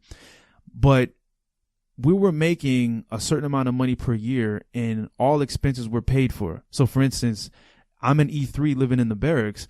I'm getting a paycheck every other week, but I'm not paying for room and board. I'm not paying for food. I'm not paying for health expenses. I didn't realize how important that was then because I wasn't a civilian yet. So I could have simply bankrolled and saved that money and put that in to investing in my own talents and abilities. I did that to a certain extent in Hawaii when I told you I had that clothing company. But here's the problem. You naturally compare yourself in relativity to people around you. So I remember when I was in Hawaii, in comparison to my friends, me and a couple of other guys were doing the clothing company. But most of us, these guys were going out. They were buying cars they couldn't afford, putting rims on them. Why are you doing all that and you live in the goddamn barracks? What the they fuck don't are know you if they're gonna doing? Be here next year, right? Right. That exactly. So they're going to the liquor store as soon as they get paid. They're taking out $500-$600. They only got paid $1,000 to begin with. You're taking out $600. You're going to Waikiki. You have a beautiful hotel suite. You're going club hopping. You're doing your thing. And guess what? In 2 weeks, you're -10, -15. Well, that's okay because I'm going to get paid in a couple of days anyway. We're going to do it again. And I'm looking at that at the time is weak and completely unstable. But here's the problem, though. I'm still connected to these guys. I still respect these guys. I understand these guys. I'm right there. I got 1 foot in, 1 foot out. Yeah. So even though in relevance to them, I was spending my time very productively, when I look back at it, it still wasn't productive enough because 100% of my time, there was still 10 to 15% of my time. Well, guess what? I was out there with them. Well, I was you going to the can't- club. You I can't was hate drinking. on yourself for that. You have to So- indulge a little bit, dude. Even if you're going to college, I mean, this is different because you're talking about fighting and dying and whatnot. But even if you're going to college to be a good student, you gotta fuck around a little bit. I can't hate on you for that. I don't even know that I could hate on them. But I get what you're saying because I wanted to kind of mention that earlier too. It's like, the way I see time now as I'm getting older and like things start to injure me more than they used to. I'm just like, that is literally the ravages of time is what is making me go, dude, that, and the fact that like, It makes time more precious. yeah. And I mean like, and then that's what makes time more precious too, is that people call it free time. I call it your non-obligation for your damn job time. Right. That's like, what are you going to do? It's like, I have this much time to dedicate to this. I need to shower and shave and yada, yada. I think that, what I'm trying to do, and I'm sure you like this philosophy too, is I'm trying to cut back now on, and I don't fuck around that often. And what I mean fuck around is like, just go, oh, well, I have $40 to throw on this, which isn't even a lot, but that's also a decent amount saved. But to just be like, oh, I want this dessert, or I want to go, I just want to eat out today, and all of a sudden there goes my check, or not even just eat out, go out. I live fucking North County, San Diego. It's shit going on all the time. But if I spend all the money that I get from work, that's it. I just have to go back to work. And it's not like there's a point to where I could just keep going back for a little bit more if I want a larger check. But that's like the amount you end up. It's one of those things where it's like, that's why they pay you overtime for, working that 9th hour in one day. Cause they know it's what's really happening is you're breaking down. We're just giving you an extra $2 on top of your normal wage. And after you pay taxes, no one really gives a shit. But you're just feeding that machine just to get back. You're just like, you're plugging in. They had an episode of Black Mirror about this. I don't know if you've seen that show. No, but I keep hearing about it, so I might have to check it out. There was an episode in season 2 where it was like, they were working out, but if I was just going to work, if you just got your currency from working, like every couple minutes, you'd get a couple more coin, and then that coin would gather up, and you go, okay, well, what do I have time? What can I do this weekend? It's so dictating on what you can do versus who you are. And if you want to hang out with people, and I'm just with your little bit of money, I'm just like, I'm thinking this whole stupid story is me saying I'm trying to spend more time working, and I don't mean working at work because work isn't all that great, but I mean kind of podcasting and making videos and whatnot. I want to spend the majority of my time doing something, getting something done, because I actually find this entertaining. It's fun, and I'd like to build something from this, but it's not just lounge around time, Right. like I used to do, like where it was just like you work, and when you're not working, you're trying to feel entertained. I'm like, I like the idea of being entertained, but I'm like, you could just overdo it. I can just watch Netflix all fucking weekend, and guess what? Scratch 0.5% of what Netflix even has and ruin my next weekend too. Okay, you're touching on something that's a part of the book. So what Jabril is talking about is the balance between being able to express his creativity and being able to receive it. So a lot of us overcompensate for ignoring our own creativity by binge watching or binge doing something, and it can come in the forms of many different platforms of entertainment. Some of us may binge watch, like me. This was a couple months back when it was brought to my attention that the X-Men animated series was on Hulu. Man, I didn't have a lot of time to spend this week, but you better damn sure believe that the little time I had, I was watching that X-Men with the little 30 minutes I had for that week, because it brought me back to childhood. It brought me back to those good times, and I was receiving the creativity and the vision of someone else. So this goes back to what you mentioned before about, well, if you're an artist and you have a bachelor degree, or if you're an artist, and how are you going to translate that into the modern day economy to be able to make a certain amount of profit for yourself? And I'll tell you, look at the Stan Lees of the world. Look at the Walt Disneys of the world. Look at the Charles Schultz of the world. Look at the Dr. Seuss's of the world. There is a certain amount of value that could be attained from someone's story. Okay, I'll give you an example. When I was in Hawaii, I was selling products, right? I was selling t-shirts, jeans, polos. I was even selling hats. And of course, I had my own story and my own philosophy behind the idea of the company. The problem was I was just selling the product.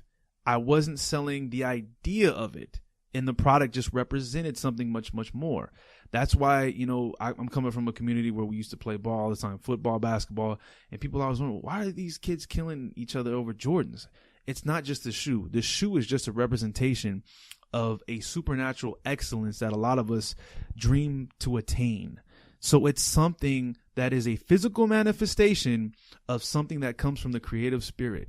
And in the game machine, what I call the game machine, it is the house of magic. So for instance, we have all these different things on Netflix, man. We have documentaries, we have stand-up comedies, we have cartoons, we have television shows, movies, all this stuff.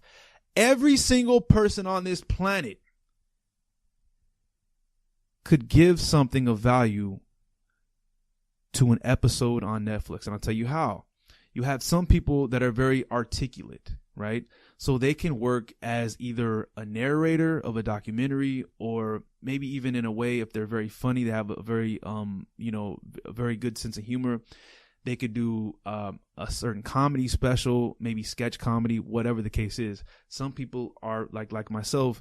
We're artistically gifted in the form of illustration and sketch work. So we could do cartoons, we could do animation type stuff, and some of us are into software programs. And just like I said, there's a position for people that are into software programs that can translate someone that has pure raw illustration ability, and they can translate that into a digital platform.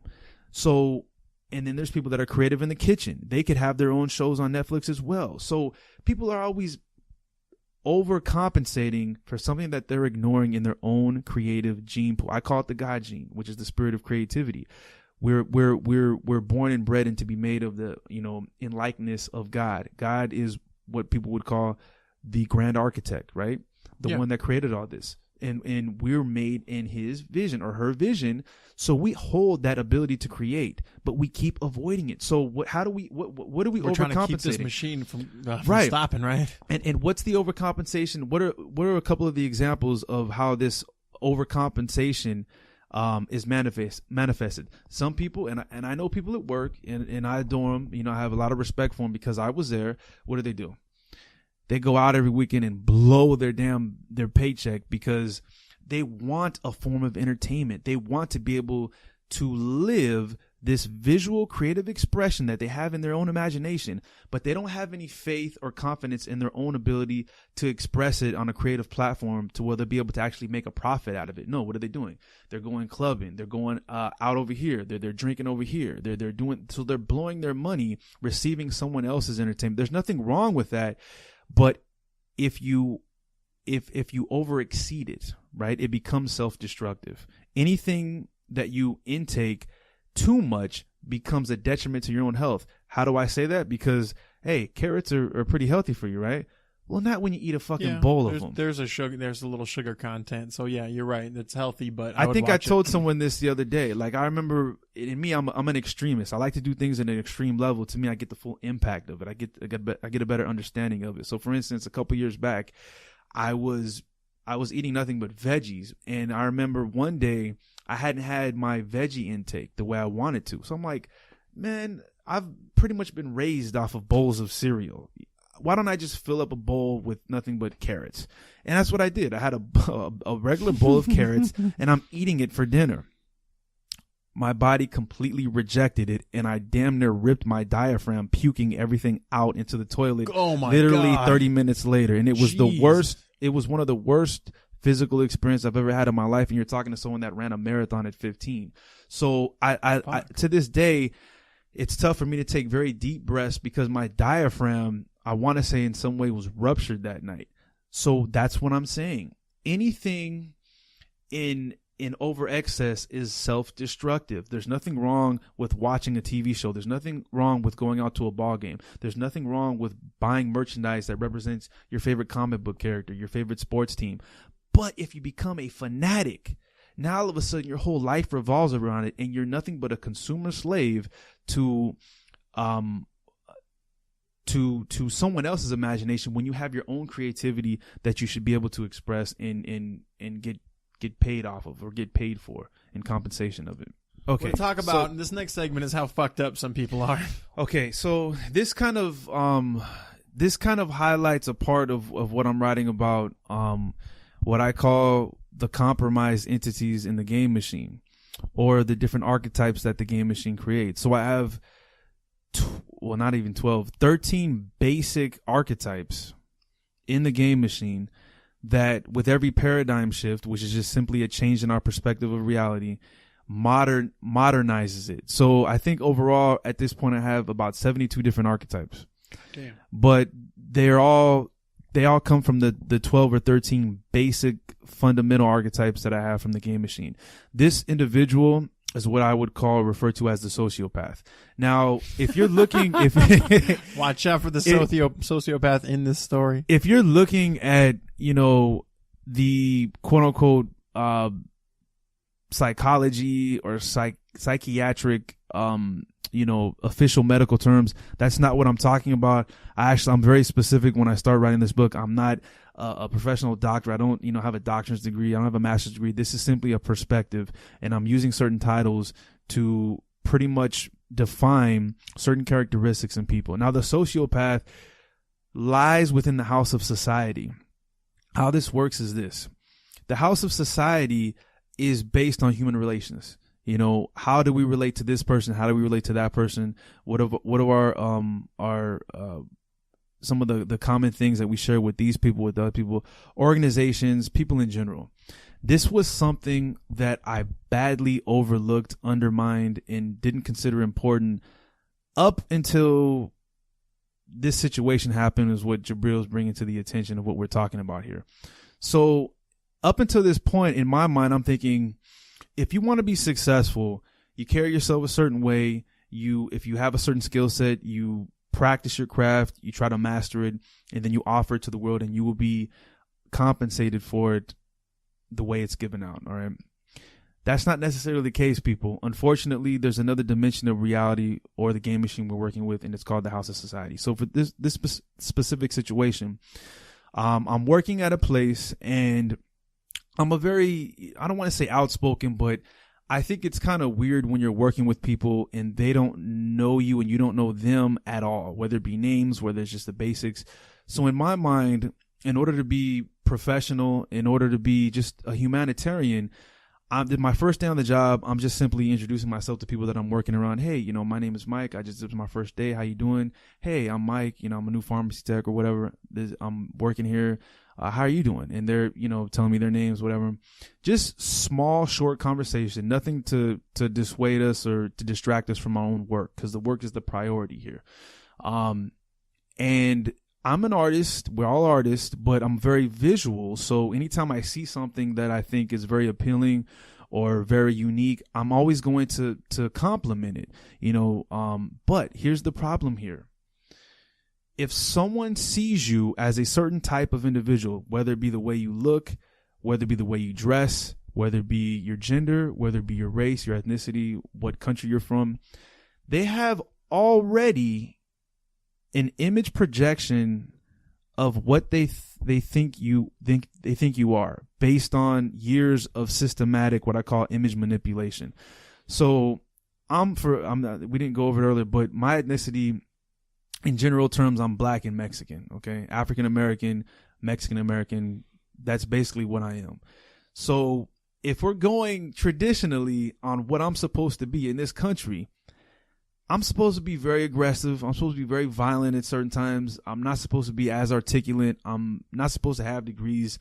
I'm supposed to be very sexually promiscuous. A lot of these certain stigmas that come with carrying around a specific gender, a specific race, whatever, country, whatever. So here's the thing. Someone walks by, hey, that's a nice hat. Or I like that character on your scrubs. That's pretty cool. Or, oh man, that's a nice tat. Let me see that tat. Oh man, I like the way that's kind of circled around this thing like that. I like that. 2 days went by, people. 2 days. 2. I wasn't there for a month. I wasn't there for a couple of weeks. 2 days. I get an email from the contract lady that I'm working with that I've never met, by the way. I've never seen her face to face. I'd only spoken to her on the phone maybe twice up until this point. And she's working from another city. She emails me and says, hey, someone went to your manager complaining about you being too flirtatious and too talkative. Too flirtatious now, and too talkative. I'm someone that has a certain amount of responsibility in my personal life. I'm not going to go into detail about it now, but I'm responsible for a lot of expenses in my personal life, and I just do not have the time to be playing games outside of work. I take my work very seriously. I need a certain amount of finance to just kind of keep it moving day to day. So I am not at all gonna play games and just act a fool at work. I've been through too much in my life. I'm not 19. I'm here to get paid, and I'm here to do a job. So when this is brought to my attention, and you have to understand, I'm coming from a family of females. I'm around a lot of women, so it kind of broke my heart to think, wow, did I disrespect someone? Did I say something to someone and they kind of took it the wrong way? Or I felt a little worried. So the next day when I came, I'm like, I have to talk to the manager. I have to talk to her. So the problem was I was completely paranoid. Not only did I not speak to anyone, because predominantly of who I'm working around predominantly women. Okay. You figure out of maybe 30. This could be a new problem in society, by the way. Men being overwhelmed by women in the workforce. There's maybe about 30, 35 of us, and probably 6 of us are men, maybe 7. Yeah. So I didn't look at anyone because honestly, I didn't know who I offended. I was completely terrified. I'm like, I'm not even going to look at anyone. And it felt weird because I'm a very social type of individual. I like to talk, and when people talk to me, but not if it jeopardizes us getting a job done. You know, I was in the military for 8 years. I know what discipline is all about. We're there to get the job it's a done. Sexual pass. I mean, talking is just talking. Right. Like, I mean, unless you're on the treadmill, like what job can you not talk and do at the But same here's time? the problem, though. What happens when they're talking to you? Like, I felt weird ignoring people, and for that first 5 or 6 hours, I found myself ignoring people, and I felt kind of wrong about it. Because I felt like I was being rude and very unprofessional. So I ended up talking to my manager, and she's just telling me like, hey man, you know, we got a couple of people here that have been too long. They probably need to be somewhere else. But that's okay. You know what I mean? You know, you do your thing. You know, you have a lot of energy. You know, we love you around here. It's not a problem. I understand. I believe what you're saying. I think what you're saying is genuine. I don't think you meant anything by it. So long story short, a couple of months go by, and within these couple of months, I'm speaking to people around me, male and female, that have a problem with a particular individual. And they're giving me these sexual harassment stories. Like, this person said this around me and did this, and I felt really uncomfortable. The consistency here, what they shared was the fact that all of them were afraid to talk to their manager, to talk to their supervisor. Why? Because this particular individual was really close to management. And I was just like, whoa, this is freaky. The story's getting hairy. This is just freaky. Like, and it started off with about 5 or 6 people. It ended up being about 12 or 13 people, including the damn cleanup crew who had a problem with this individual. And I'm thinking to myself, how many people have to have an issue with a person before they're literally held accountable for their actions? So I'm like, okay, I'm just going to mind my business and whatever. Long story short, I didn't know who this person was who complained about me being too flirtatious and too talkative. Come to find out, someone that was friends with this person brought it up to my attention that it was, in fact, her, and her name literally was the name that all these people had problems with. And the person that told me this was like, honestly, man, like just to kind of keep between me and you, she was mad that you weren't talking to her. She was, wait, what? She was upset that you didn't show her any attention that you were showing anyone else. And I looked at him and I was like, well, I never had the opportunity I didn't work with her. I seen her around, but I never worked directly around her. You're partially sexually attractive. I just wanted you to know. So, and I'm just like, what? Like, this sounds like some nightmare out of high school or something. I'm like, how old are we? Like, I'm 35. You know, I have responsibilities. I have a lot of things that's going on in my life. I don't have time for this. And I'm thinking, there's people that have been fired and have been forced to quit over hearsay. Is this true? This can't be true. This cannot be legitimately true. But a couple months roll by and I'm out of a job. Oh God. I'm out of a position because of hearsay. And there's a little bit more that goes into it, but I don't even know the detailed circumstances until I'm back in contact with some of those people that were around that environment and they give me some details, and it's just like, wow. And here's the scary part about what I call the house of society. When someone has, and they used to call it favoritism around where we worked. When I was in the military, they called it fraternizing.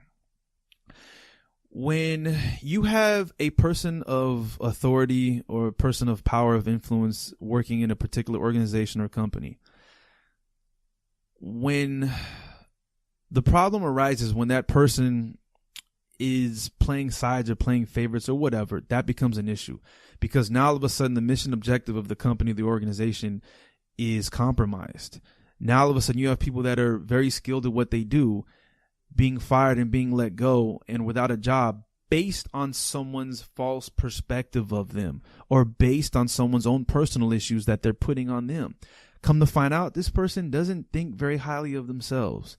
They're very insecure. They're very insecure. They have a lot of physical issues. I'm not going to go into detail about it, but they're very physically they're just in a bad position in life, and they're looking at everyone else and they're like, well, how can I attack this person? How can I attack that person? And they're getting away with it because of who they know. That's an issue. And that kind of brings up the whole, this whole Me Too thing going on now in Hollywood and just kind of around the world in general. Like, well, we question the position of authority and how is it being taken advantage of in the workplace, you know? Uh-huh. So this is what ends up being more and more difficult for me, is because I feel like I approach a lot of these situations that you do differently, but we end up like running into the same wall, because it's like I try to stay away from most people, not trying to talk to a lot of people, because that's one of my things is like, well, I don't know, I'm kind of stupid, I don't make a lot of sense, and I end up yammering on, so maybe not everyone likes that, and that kind of makes me not like, who cares? It doesn't matter why I like less people. One kind of person that I don't really like, though, is I feel like it's typically, not being sexist, I feel like it's mostly in women, but I can't stand a person who's just like terribly unattractive at all, which sounds weird, and it sounds whatever, but terribly unattractive, like they're super out of shape, like super fat, and they're okay with it. They're okay with it, but like at the same time, they're going to keep doing what they're doing. But my problem is when you do come into communication with them, it's like they're okay with it in the sense that they're not willing to make a change to look any different or feel any different. But if you don't treat them like that's not happening in your same vicinity, it's like you're the issue. And it's like, right. I'm in too close quarters with somebody who's taking up too much lateral space. Yeah. Get off me, man. You're sweating on me. I don't need to be that close. I don't need to act like I don't see it. And I mean, I don't know if you just see somebody sweating, it's kind of gross, but I mean, some people, and I feel like this part is just the women that are that heavy. It's like, these are the type of people to me that's like, if you don't make me feel good in conversation, I'm a bitch. Right. And it's like, I don't know that guys do that, but even if they do, fuck them too. Yeah. I don't want to have to talk to that kind of person, because it's like me being here, conversing with you, I'm not trying to be like, yo, I want to talk to you so I can make you feel good.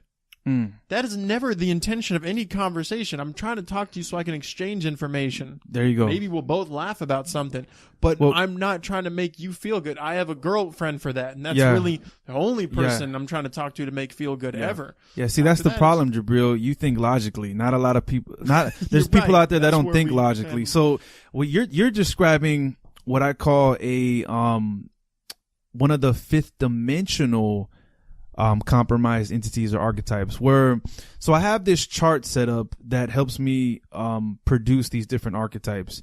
So it's based on, I don't want to, without giving away too much information, but it's a 4x3 chart that that produces a core archetype of an individual. So for instance, the combination of the sociopath is in the house of society, and the second tier of the hierarchy of what I call like phases of life. Like you have the consumer inferiority part of the tier. The second tier is what I call the hamster on the wheel paradigm. Like people are working but they're very envious of people that have more than them. And then of course the top part of it is someone with a superiority complex. Now, what you described to me was a combination of a couple of things. One is the morbid. The morbid is someone that is in the lower tiered version of this 3-tiered hierarchy, which is the consumer that lies in the house of labor, which is just your physical capabilities. They're here to just consume. They're not paying attention to what they give back, and they're not paying attention to their own health. So they're on super consumer mode when it comes to food. But then as far as their mentality, it's almost like they have like an over entitled mentality, which is what I call the princess paradigm, and how they're taking no accountability for their lack of taking care of themselves. They feel like it's everyone's job to take care of them for them. And it's like, wait a minute. They're undermining their own abilities because they've been taught that. They're retarding themselves. Right. I mean, don't get me wrong. I'm not in super duper shape, but I mean, you would just like we were saying about I was saying earlier about becoming a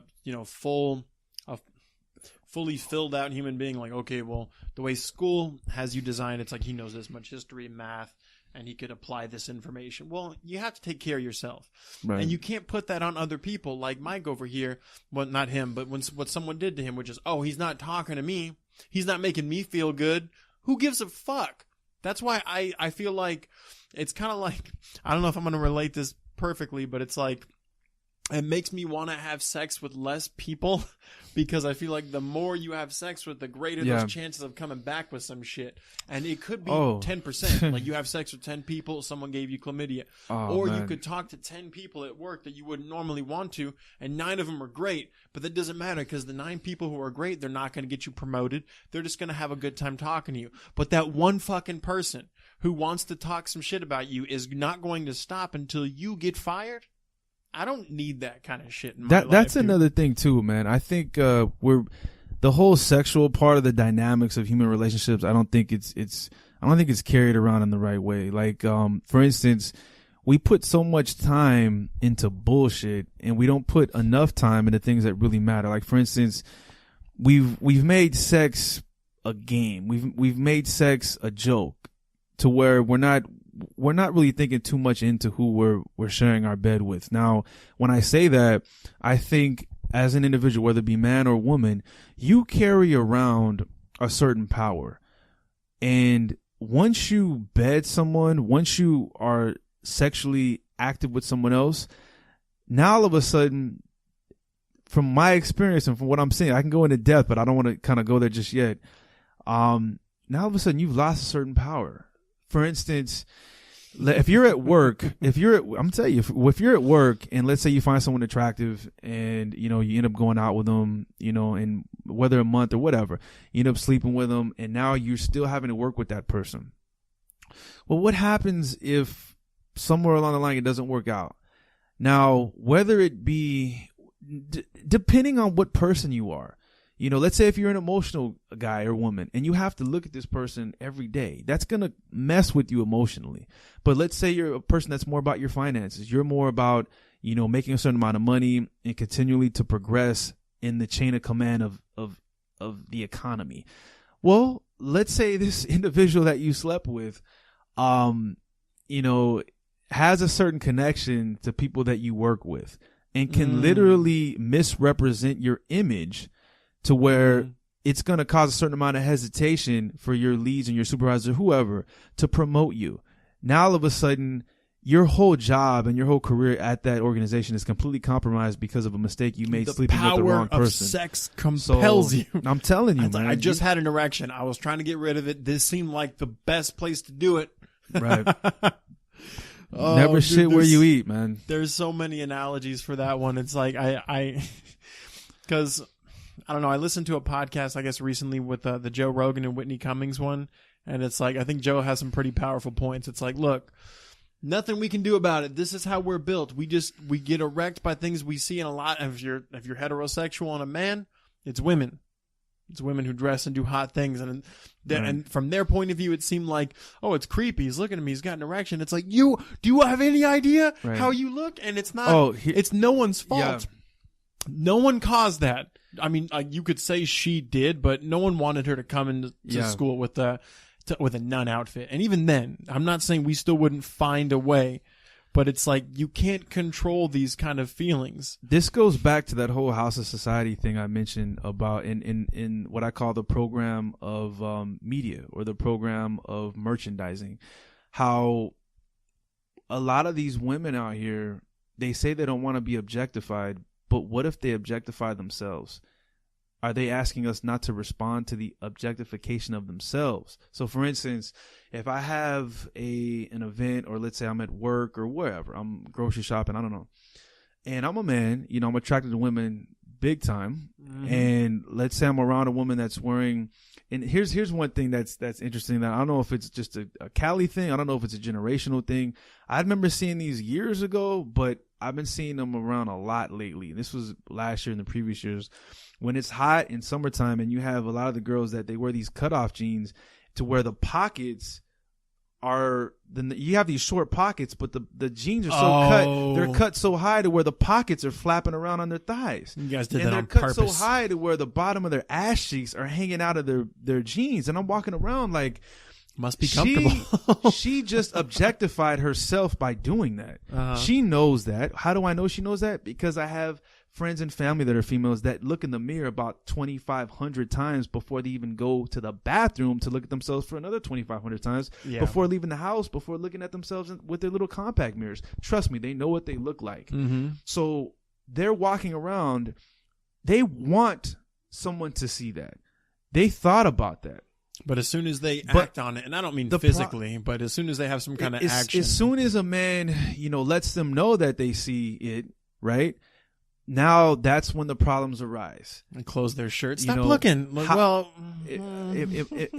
Is me looking the problem, or is it the way that I look the problem for you to accept me looking at you? So for instance, let's say if I represent that man that you want and I look and I say something, it's not a problem.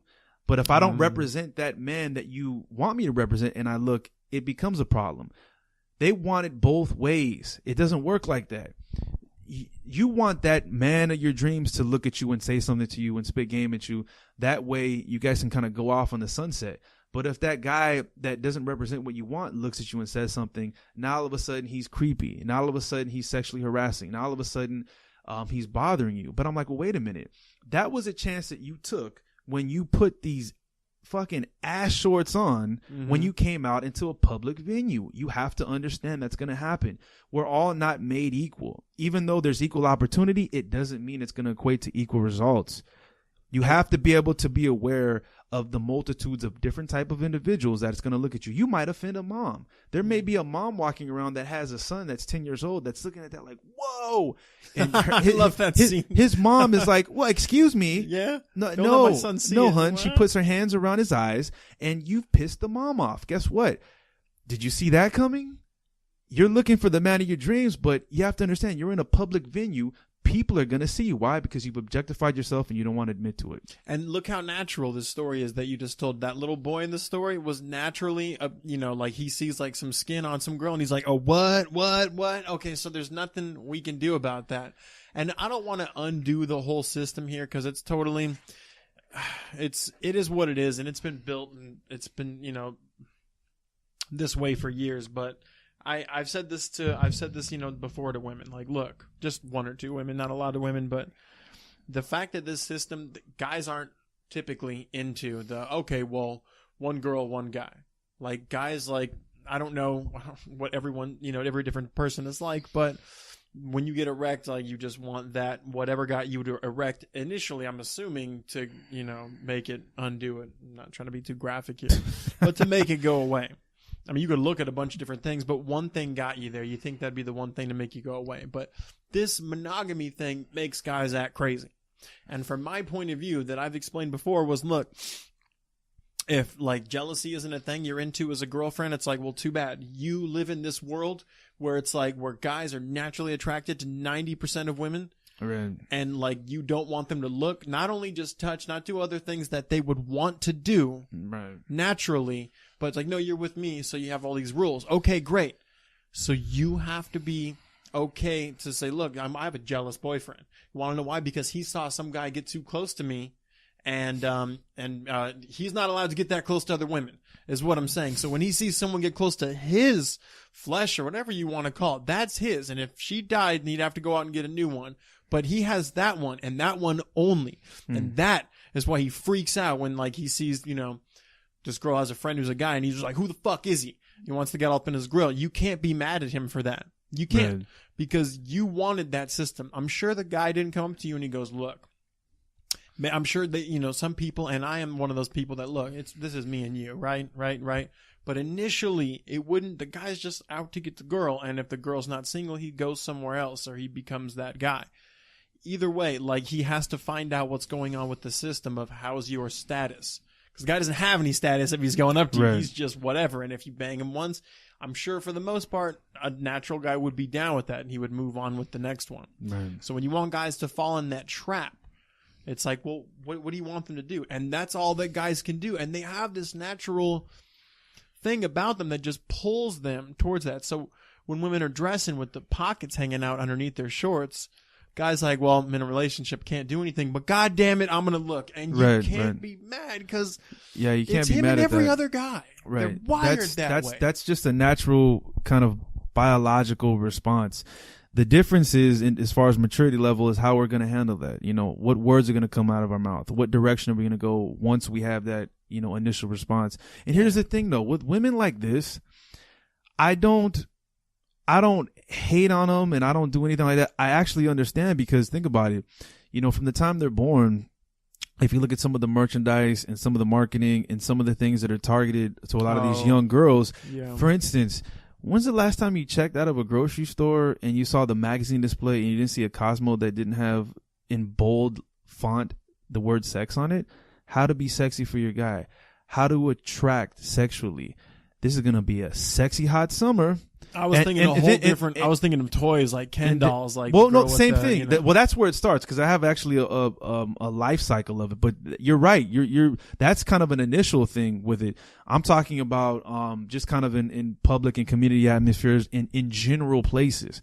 And they're seeing that. They're 10, 11, 12, 13 years old, and they're seeing someone that they saw on the Disney Channel. They're seeing someone that they saw in their favorite Nickelodeon TV shows. They're seeing someone that they saw in their favorite, princess movies right there in front of that magazine cover with their breasts sticking out, with the shortest shorts in the world. And they're looking at that like, damn, like, is that what I have to do to get any kind of reaction, attention, affection, respect?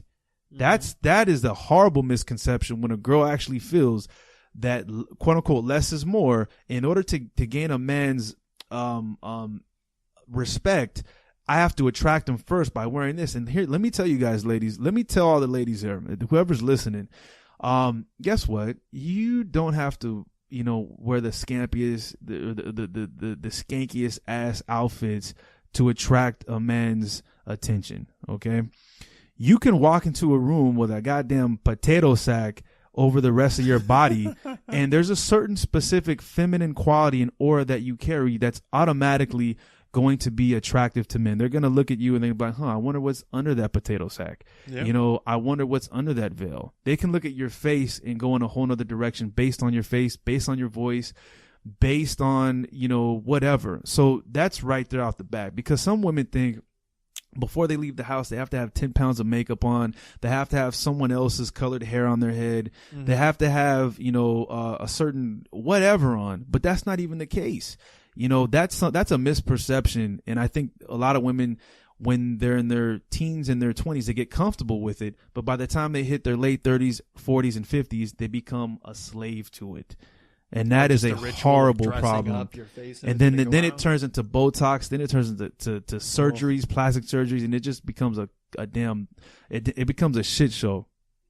Well, I don't know firsthand from loving like old people sexually, because I haven't gotten that far. But I wanted to say, like the young women, like as long as you work on yourself and you're not just a slob. Because I gotta shame those kind of people. You can't be a slob in every direction. Maybe you're lazy about some things, but you want someone to appreciate you, love you physically. Like you really gotta be. You got to look at yourself and go, how do I want to look? There's nothing wrong with accessories, but when you live off of it, when your whole look revolves around it, that's when it becomes a problem. You become a slave to it. And women, like guys, just want to take one of you and love the shit out of you anyway. It's like when you see that girl and whatever it is that attracts you about him, it's like I tell my girl all the time, I'm not hating it. I love the makeup.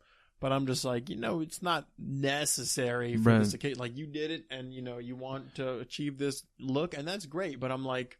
And it's not like, what I've heard, though? No makeup, no love. You know what I've heard, though, before? A lot of them will say, well, I'm not doing it for you. I'm doing it for me. And here's the thing. Fine. Here's the thing.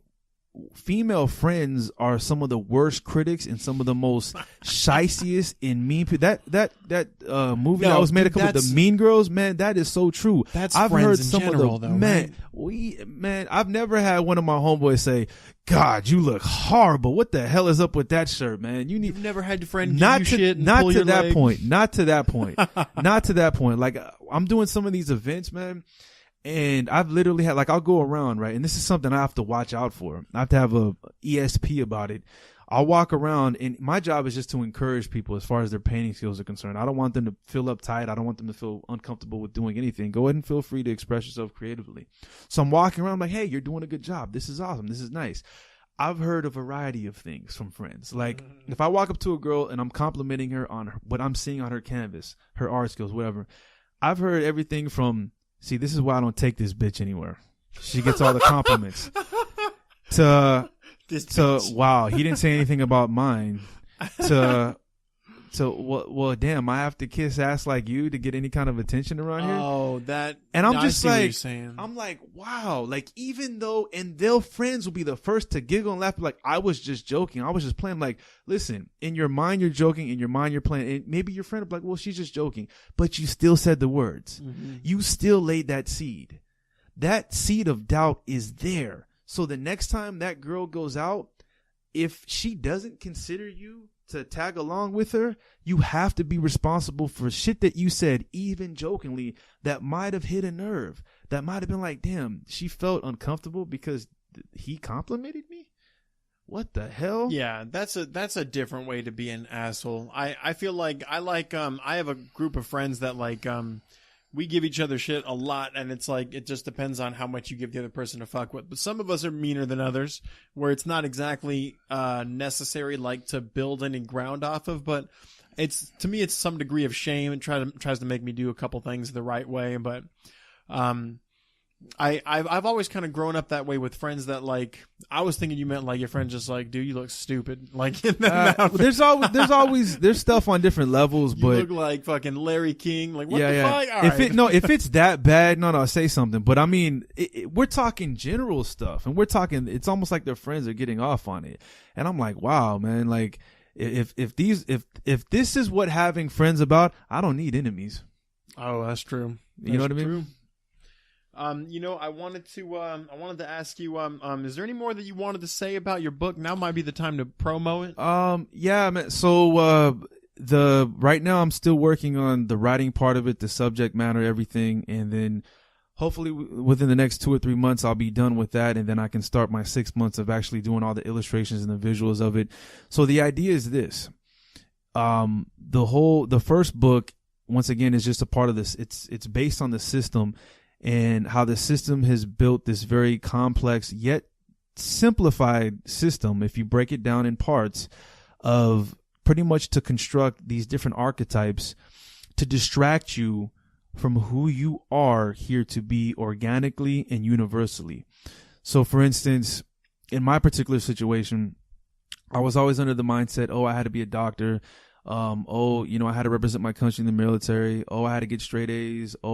At one point I had a gangbang. That's another story in itself. Holy shit. That's another podcast. That's another story in itself. When I tell you how old I was, you're going to get a real kick out of it. I gotta, play football, I gotta do whatever the case may be. But meanwhile, during this whole process, kind of undermining my own natural gifts. And, my mother, God bless her soul, she was the one always saying, hey, Mijo, you have a talent, you're good, you're a great artist. But my mom is she's very loving and she gives compliments to everyone. So I wasn't sure how credible her compliments to me were, because she was like that with everyone. So I'm like, is she just saying that because I'm her son? But no, and a lot of us have these abilities, these God-given gifts that you have almost an obligation to the universe to pretty much work on your craft, master it, and offer it to the world. And in exchange, people and humanity in general will compensate you for it. I'm telling you. And the book itself, what the book is meant to do is to kind of pinpoint certain parts of the system, different houses of the system, like I was kind of mentioning before, different archetypes of the system, different strategies of the system, different tactical implementations of the system. Well, if they have a strategy, how are they implementing it? How are they affecting a 7-year-old versus a 21-year-old? How are they affecting a male versus a female? How are they affecting a white versus a black man? How are they affecting a college student versus someone that's in the workforce? All these different things. And, when you see a man at happy hour getting drunk off his ass and everyone's laughing at him and putting him up on Instagram and poking fun at him, that is a part of the system. He's fallen victim to the system, and so has everyone around him, because all of those people are meant to be a lot more than what the fuck they are at this point in time, but they just don't realize it. So that's what the book is here for, to kind of pinpoint some of the shit that we're going through and analyze it. And to me, the visual illustration, the graphic design, the paintings behind it are just going to help amplify it. And for those of us that are really into entertainment, really into stuff like that, it's going to help us receive the information better. So for instance, a lot of the stuff that I talk about is going to be stuff that's familiar. There's going to be stuff that comes from cultural stuff. It's going to be stuff that comes from science. It's going to be stuff that comes from economic studies, business, all this type of stuff that if you go on Google, you go on whatever, you can read up and you can analyze stuff like this. But it's all compacted into this one book, and what's going to catch and hold your attention is going to be a lot of the visual expressions behind it. So for instance, I mentioned the archetypes.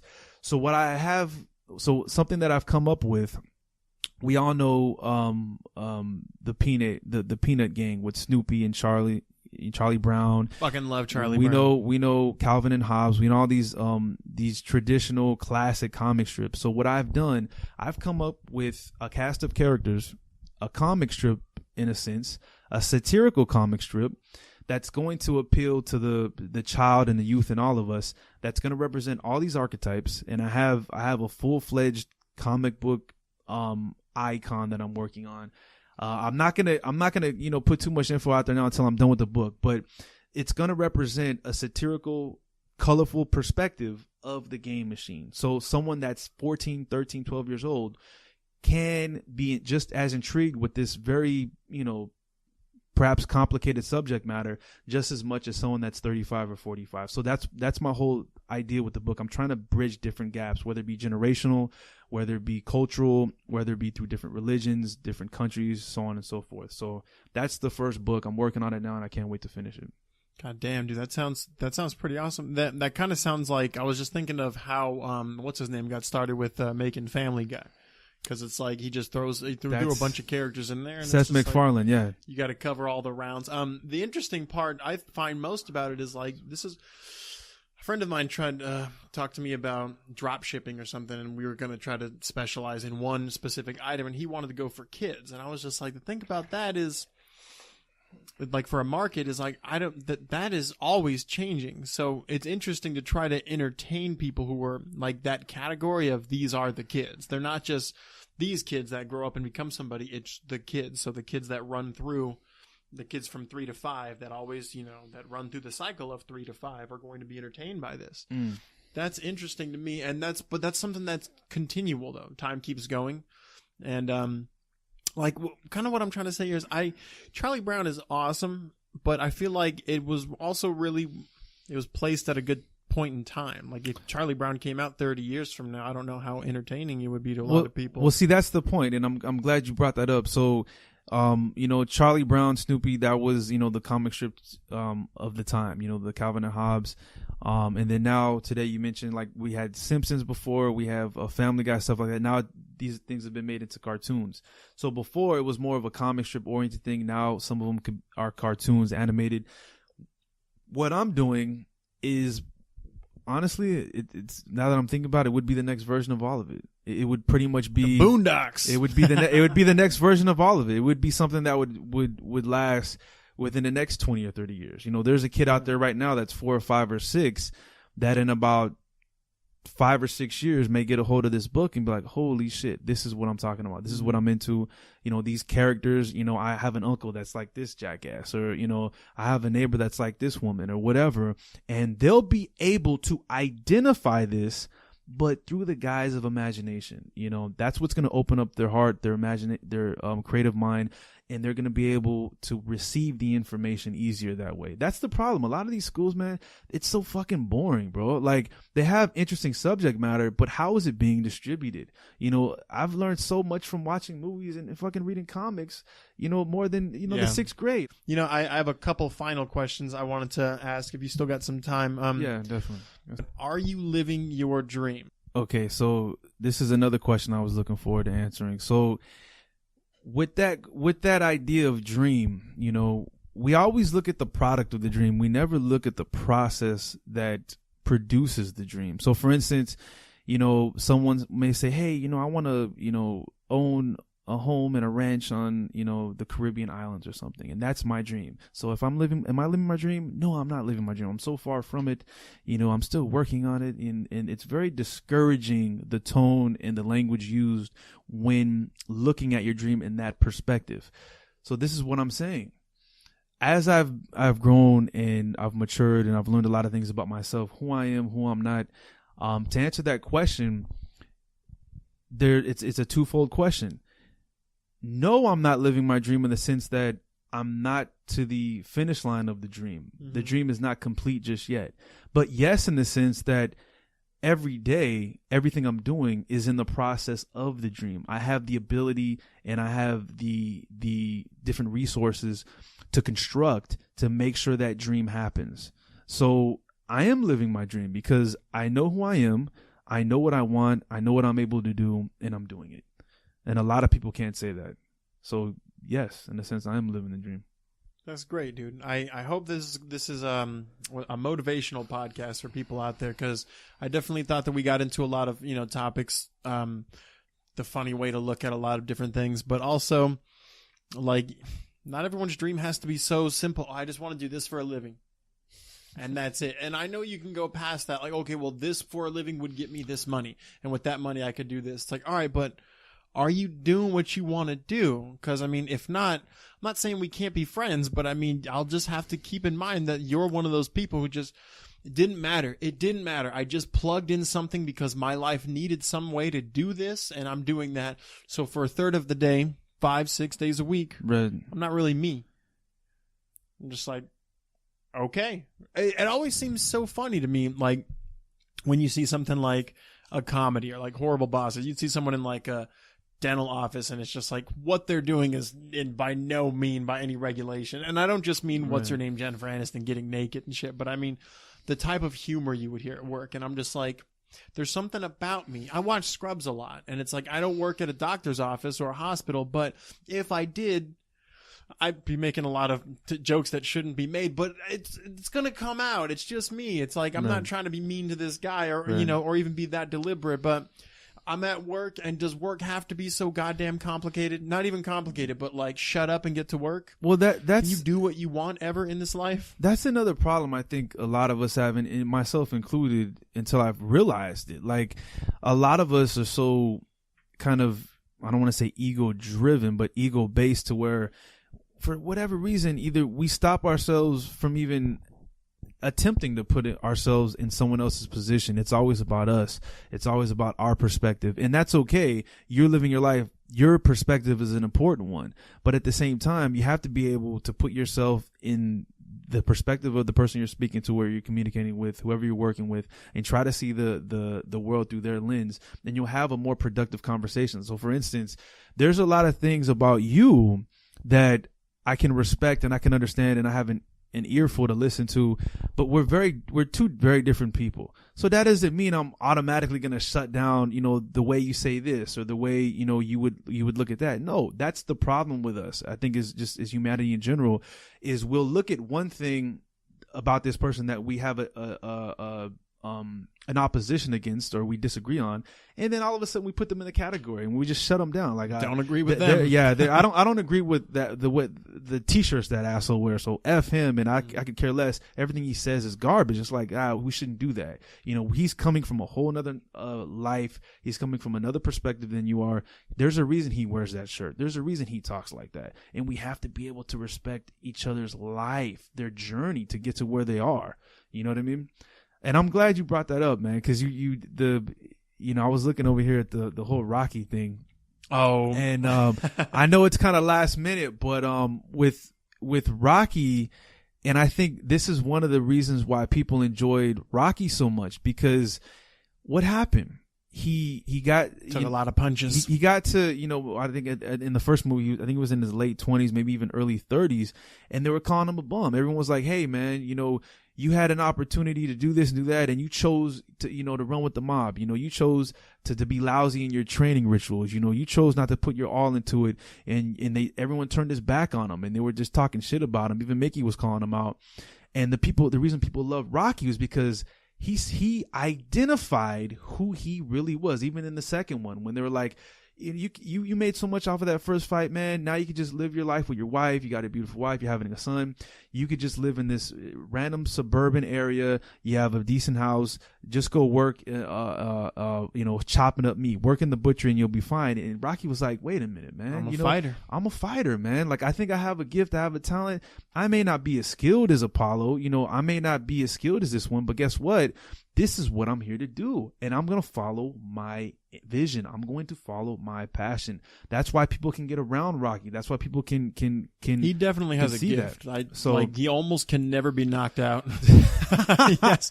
Like it's one of those things where it's like, okay, you ever been on like the treadmill?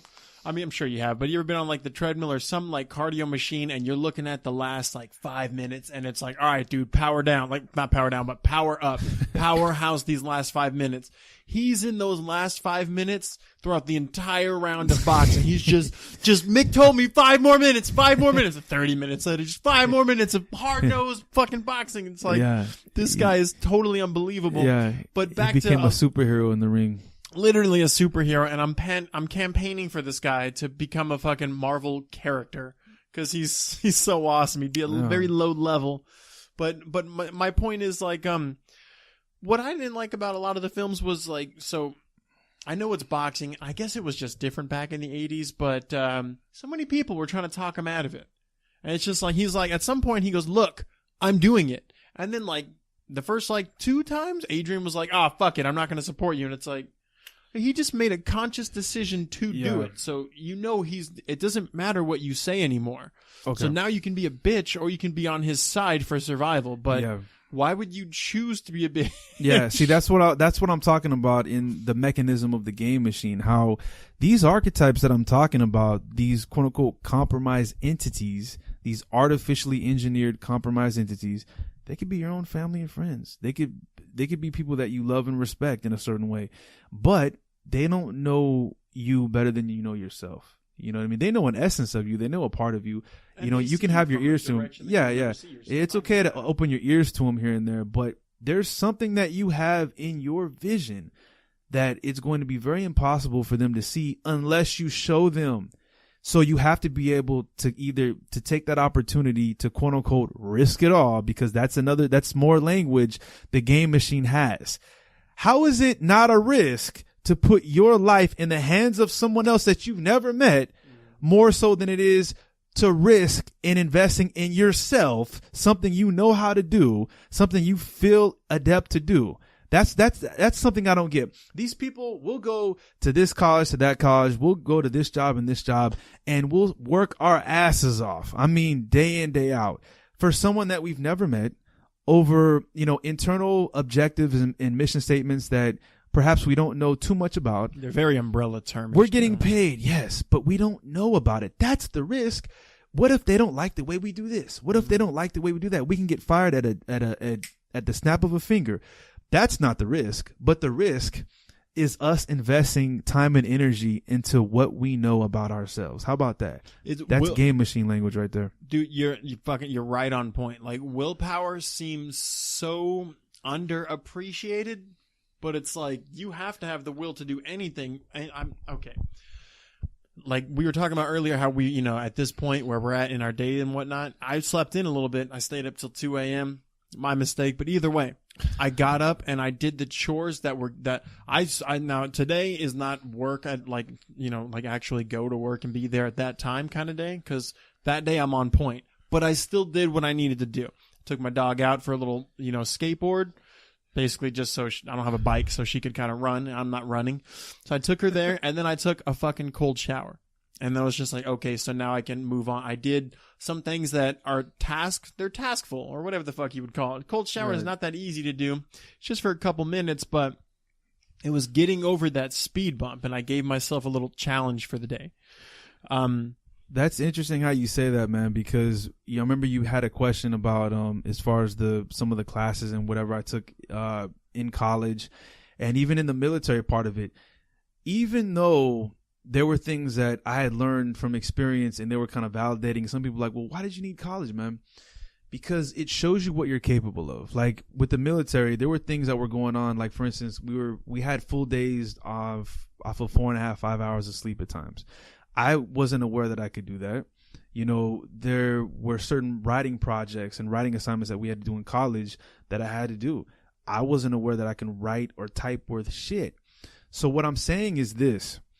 There's certain things that you're capable of doing that you're not even aware of, that if you're going to put so much time and effort into this person's organization or that person's institution, why can't you put that same type of energy and willpower and time and effort into yourself, into your own passions?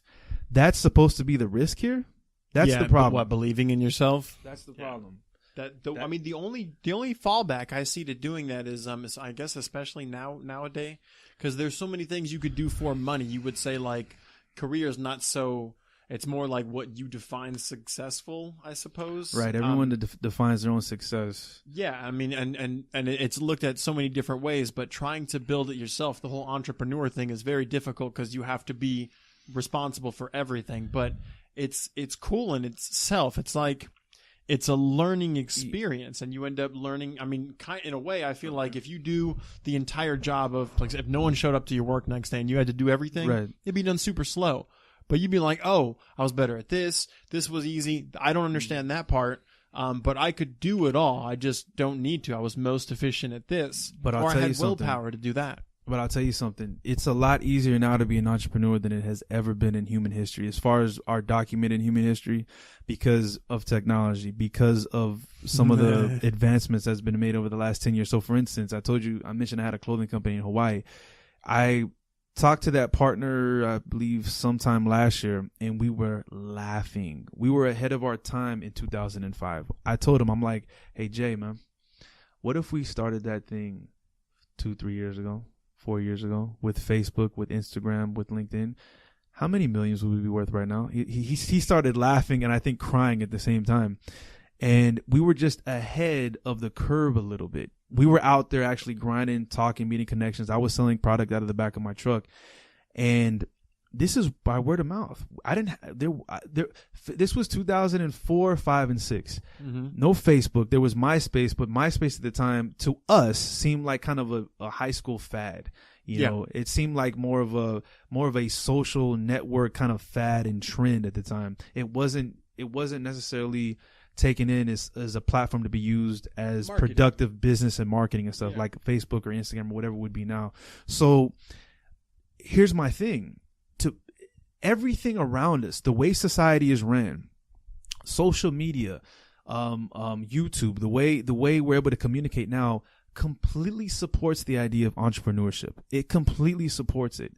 So if you have a talent and you have an ability, our problem before, like for instance, you mentioned, drawing Logan, Weapon X, and the Pokemon thing. I remember doing so much stuff in the 80s and 90s. Why didn't I ever show anyone? Because I never thought it would be anything. I never had a platform to where I thought it would become more than what it was. I did so much shit at home. I never showed anyone anything I did because I never thought it would become anything. But now you can literally have an opinion on something and someone in Japan can agree with you and be like, subscribe. Yep.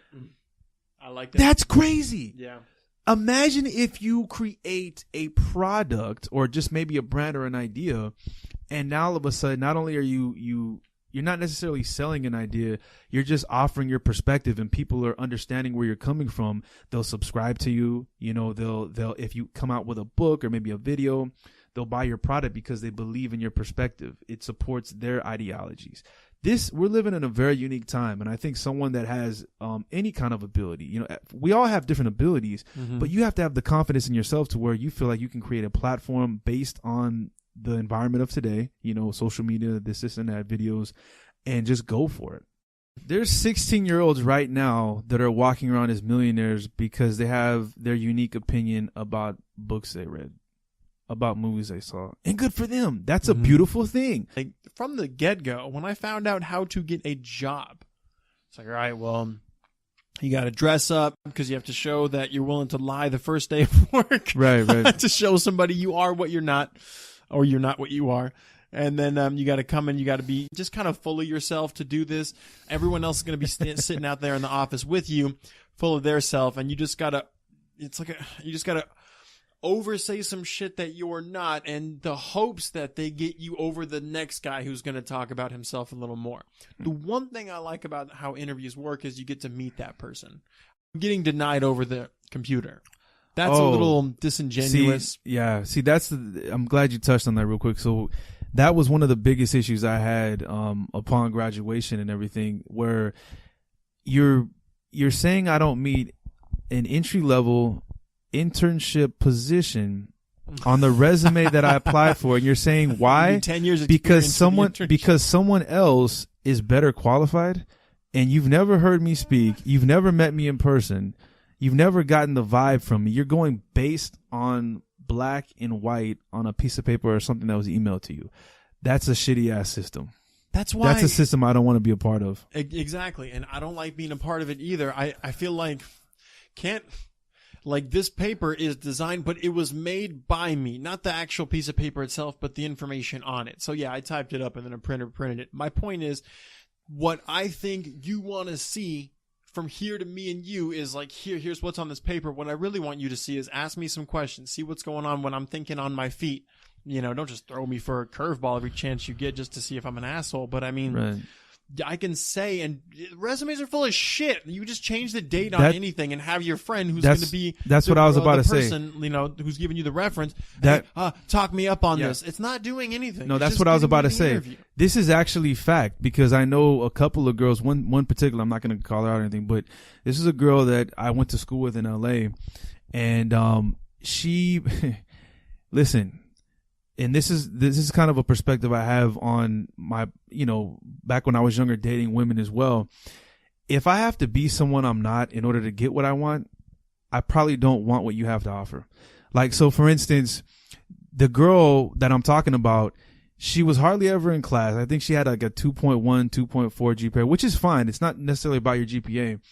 she was trying to make it in the fashion industry. And here's the thing. If you're barely making it in college and you've had a couple of, she had a couple of internships before, and she's very impulsive. Like she'll say random stuff to where you would think, wow, you know, I can't see you really working with people because you have the ability to offend a lot of people at any given moment because you don't have much self-control. But what she does have is the ability to lie extraordinarily well on a resume. And this is something that she showed me. And she said, Mike, listen, man, like these assholes, they've never met you. You know, they're not going to know what you're capable of doing. You're too honest. You have to fluff up your resume a little bit. I have only had 2 internships. I tell them I have about 6. I have experience here. I have experience there, and I'm getting hired. And I'm like, you know what? That's interesting. And I wonder how many people are out there doing that. And is it bad? Are they bad? Or is that just the product of this shitty ass system? In order to get a full-time internship somewhere, a lot of these college graduates, they have to lie. They have to say they have experienced this and that, even though it's an entry-level position. Why, when we interact with each other, we have to start off with lying? Exactly. Works. This is why you're setting yourself up for failure right off the bat. Yeah, but you have to play the game, otherwise you're getting screwed. Exactly. It's like when you go to buy a car from the dealer, you know that he's initially trying to upsell you, so you have to try to pull him down and go, look, I was trying to spend this much. Yeah. Or if you're trying to sell something online, you have to ask for more than you want to get what you want. Why can't we just be like, dude, this dresser is made of oak. It's worth $80 at least. There's no aging of oak as far as I know. It's not like, oh, it's a 20-year-old dresser and just blows into dust. Maybe. But between 6 and 10 years, it's the same fucking oak. But I have to ask for 120 to get 100 because this guy's going to lowball me, assuming that I'm highballing him. Can't we just fucking stop lying from the get-go? Right. It's $100. Oh, great. I have $100. Like, and I work the other way, but it's not my fault. I'm just playing the game. If I see that you threw it up for $100, I go, well, if I was selling it, I would ask for more than I really want. And it's just like, you have to assume that everyone's trying to fuck you. Otherwise, you're the one getting fucked. Right. That's it's exactly a terrible what it way is, to look man. at things. You know, back to Rocky for a second, real yeah, quick. Yeah. What do you know anything about Philadelphia, man? Why does it always look so gloomy there? Everything about when they showed him outside, whether it was night or day, it was the most depressing thing throughout 7 movies. And one movie, they go to California, and his fucking brother-in-law, Paulie, is talking shit the whole time. And I was like, have you been to Philadelphia? All there is tagged up walls everywhere. And there's one guy out. He's got a top hat on. It's Rocky. Yeah. Hey, Rocky, look at this dump. There's no class in here. Oh, my God. Have you been to the beach yet, Paulie? So, yeah, I think what the whole idea as far as it being gloomy and dark and muggy and just straight out shitty in that movie as far as the environment, I think it was just supposed to support the tone of the fact of him, you know, him having to overcome his environment in order to become anything, you know, we would see as successful, you know, specifically in that boxing ring. So I think, you know, it was just a part to add to the tone of the movie. And it was funny because I started thinking, you know, damn, does Philly look that bad? You know what I mean? Like, if it is that bad, why isn't anyone moving out of it? Like, why are people just walking around happy to be a part? Yeah, like, it can't be that bad. I'm sure it's bad, but come on now. Like, you know, are people really just outside on the corner, you know, in the middle of winter around a can and just kind of in this can you have nothing but just random, you know, piles of wood and trash and they're keeping Oscar the Grouch, but they're just keeping themselves, you know, warm. And I'm sure there may be some of that here and there, but they made it like a community center. Like that's the place to be like, damn, y'all don't have heaters anywhere? Like there's nowhere indoors you can go and just kind of put a blanket over your ass. Like find the bottom staircase of a lobby somewhere and just sit with a blanket over you. You have to be in the middle of the street, you know, in the heart of winter, the blizzard, just kind of holding your hands over this flame, over this random, you know, trash can. Yeah. So I thought about stuff like that, but that's why I thought this was like, that's why I want to bring him into the Marvel universe. Cause it seems like they're dressing this story up like a cartoon. Because none of this shit's real. He goes to like this gate where there's a basketball court and in like 4 out of the 7 movies, whatever. And he'll just yell for his like minister, rabbi, whatever. Oh, yeah. The father, right? He comes out and he gives him a blessing and it's like, this guy was home. Yeah. He But just yells at him like it's Sesame Street. Yeah, that's the funny part about it. Like, it's funny how you compare it to Sesame Street, and I think it's actually that is a genuine comparison, and that I think it's wholeheartedly accepted. Why? Because at Sesame Street, the whole idea is everyone knows everyone on the block. We're all friends. We're all family, and I think that was the environment that the director and the screenplay writer and all these guys were trying to set up for Rocky. He's a hometown hero. Everyone knows him. He's just another guy just like us. He works just like us. He walks around here just like us. There's nothing quote unquote special about him. The only special ability he has is something that he knows in his heart that no one else really is aware of. You know, even his own boxing people that know him, he has grit, he has fire, but can he really make anything out of it? Can he actually compete with Apollo? Hell no. But somehow Rocky believes so. Yeah, but somehow Rocky thinks he can. He outruns him. He out survives him. Yeah. Out survive. Yeah, that dude. Not only did Apollo get killed in the ring, but that same guy, Rocky, beat the shit out of him. Like, this is unbelievable. Rocky. It doesn't make any sense. I think the real Rocky died in Rocky 2, and a clone was made, and yeah, somehow they had enough money after Rocky 2 to just construct Rocky 3 and 4 in a lab somewhere, and he was just able to take Mr. T, aka Clubber Lang's best shots, plus Drago's best shots. Ivan Drago. The real Rocky to me died in Rocky 2. You know, that Rocky 3 and Rocky 4, that is a artificial life. That is a clone of Rocky. I believe that there was a really big difference in how he was acting in part 3. He looked completely different. That was a robot. That was a mechanical Rocky we were seeing in Rocky 3 and Rocky 4. There's no way you can outrun Apollo Creed on the beach. There's no way you can just look at Mr. T, laugh at him and say, hey, you hit like my mother. Oh, my grandmother. Oh my God. And I love those movies, don't get me wrong, but yeah, Mr. you know, T. that was... They need to make a movie. I mean, I know time is ravaging, and this movie's been way older than me the first time this Rocky came out. But there needs to be a movie where all the bad guys get together and fight, or just talk shit in like this Dragon Ball Z-esque kind of.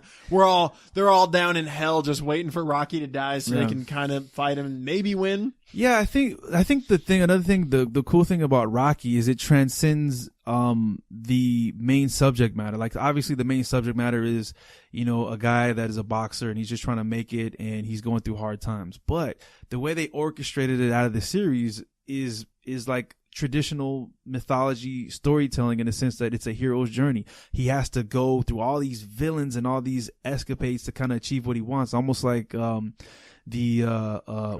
Odyssey. If you were going way back, Homer's Odyssey with the Iliad, where Odysseus had to go through the Cyclops, he had to go through the Sirens and all this stuff. And if you look at the core of the different comic book heroes, there's always a hero's journey they have to go through, and they have to, overcome these different obstacles. They have to overcome these different villains. And I think Rocky, even though it's a basic, if you're looking at it, verbatim, the basic story is just a man that, is a human being. He's in love, he's trying to overcome his obstacles in the boxing ring. It's literally the hero's journey. It's really, in the core of it is actually mythology. And I think that's what makes it so intriguing to a lot of younger kids. I wasn't really into boxing at 6 and 8, but I love the hell out of Rocky because it's the hero's journey. Mr. T is a fucking supervillain. Well, truth be told, I mean, I think we talked about this before off the podcast, but they were probably made movie by movie. So, I mean, it was like at the end of one movie, they weren't sure if they were going to make a next, because some of these movies had the premise of, Paulie signed the wrong piece of paper and he gave away all of Rocky's money. I got to box again. All right, I'll box again. Like that. That's exactly. Yeah. I think after Rocky 2, they were like, I think we might have a series out of this, because that was the age, I think late 70s, early 80s, they started franchising a lot of stuff. Because if you notice, even in the horror genre, Leatherface and Exorcist, we're talking 73, 74, they were unique stories of their time. And then Halloween came out, and I think Halloween was the first one that was like, I think we can actually franchise this. Let's do a Halloween 2. They did the Halloween 2, and then Jason, I think, was 80. Friday the 13th or whatever. He didn't make his debut into the second one, but I think the 80s was like the time period of franchising. We have a character, people seem to be fascinated with him. Let's just see how much we can milk off of this cash cow. And I think that's what happened. Yeah, and I was down as fuck with it. if I was that much into Rocky and they were coming out in theaters, I would pay my $5 or $10 to go see it. It's definitely it's entertaining. I wish the days where watching a movie at a movie theater cost $5 instead of $25. What the hell is going on? We have the these movie pass now, man. We can talk about this later, but I'm definitely going to see Black Panther at least 4 times, and you know what? I'm going to pay $10 a month to do it. Bruh. You know what I'm thinking? One more thing about Rocky we got to mention. One more thing I wanted to. So again about this Rocky thing. So if he were a superhero character, you know what I'm thinking? What's that? I'm thinking, how about the Green Lantern? What if the Green Lantern's like this character? I'm sure you know about it, but let's go ahead and talk about it real quick. Green Lantern is this character who's basically, he gets this ring, whatever, but the whole thing is his power is based on his will. And then I guess the amount of energy left in the ring, he goes and charges it up. But it doesn't have to be based on intelligence, which Rocky doesn't really have. It's just will. And a lot of like Hal Jordan, and I don't know who Green Lantern is now, but they seem stupid. But I mean, it's like when it comes time to do some shit, it's like, well, they're human. So the willpower is very strong with this one. So I mean, if Rocky just never thinks he's going to lose, he'll be unconscious standing fighting. Is what I'm thinking. Yeah. I think that'd be a cool person to replace it with. Knocked he would out probably on his just feet. throw green punches at people. Just Knocked out on his feet. Yeah, I always wondered why they didn't. I mean, they could really. They probably. This is. I don't know. This is too far fetched, but you know, you mentioned the whole Netflix thing, and you know, a lot of things are coming back. A lot of nostalgia. Why not do a series, a TV series on Netflix? You know, Rocky. You know, rebirth the character and then have some of the same villains, because we appreciate those. I call them villains, man. They're not even like. I'm saying. They're not even just his opposition. They're not even antagonists. They're just straight up villains because they're characters within themselves. So you can't. There's only so far, obviously, you can go in the cinematic universe of Rocky at this point. You know, they got Creed and everything, and I think that's going to be a really cool one. Yeah, that's a cool one with the Drago son and everything. But how much more if you could do with them where it becomes kind of, you know, it becomes silly. Oh, is he going to fight Clubber Lang's son next? Like, what the hell? Don't say become silly. Like Rocky hasn't been silly since well, the way he talks. You know what I'm saying? Well, I'm saying Rocky itself, but I'm talking about the Creed series. I think it has a different vibe to it. Like, I think the first Rocky wasn't as silly, but then Rocky 2, Rocky 3, they kind of put a little bit more cheese in there. And I think the reason that rebirthed the whole Rocky franchise to begin with was the fact that Creed, the movie, have you seen Creed? Yeah. The movie Creed, it was really gritty, and it kind of went back to that first film a little bit, to where it seemed a little bit more raw, a little bit more real, and it wasn't as silly. And now you're going to fight Drago's son, which is kind of a reach, but okay, I get it a little bit. They're running out of But characters. then how many, like, why did he do nothing with his son in the story? If he wrote the story, he had a kid, and his kid is like, he just resents him. But no, I can train Creed's kid, because I guess he's not the father, therefore he wants to be he wasn't there to father, therefore the kid has a yearn to be a boxer. And here's Drago's kid. When's Rocky going to train his little fucker up? Yeah. What was the point of making him? There was a movie where he had the kid. He was like 7 years old, and I think it was the fourth one. And then he and his wife, they leave and they go, "All right, we'll stay here." Yeah. And then they just leave him at home. And several months he goes to train. I think this might have been part 4 when he goes to Cali to train. Right. Just Part leaves 3. his son there. Part 3. Yeah. 3? Okay, yeah. And then he just leaves him there, and then it's like, well, what is his son gonna do? His mom and dad are leaving? Yeah, well here's the and Paulie. Well, here's the thing though, like you mentioned like Rocky, you know, him not being too intelligent and him kind of falling back on boxing. I think that's the thing with his son. I want to say it was either Rocky Balboa or maybe Creed, I'm not sure, but he's like some kind of business analyst that's working for a corporate company. His son has intelligence, and he sees what boxing's done to his father, and he's like, yeah, I don't think I'm going to go the family route as far as this one is concerned. I think I'll go more the corporate route here. Yeah, where they hate him. We'll go ahead and have you train someone else's son, man, because I think you've taken enough hits to the head. I don't think I need to go that route. His son seems to have more intelligence. Yeah. Oh, okay.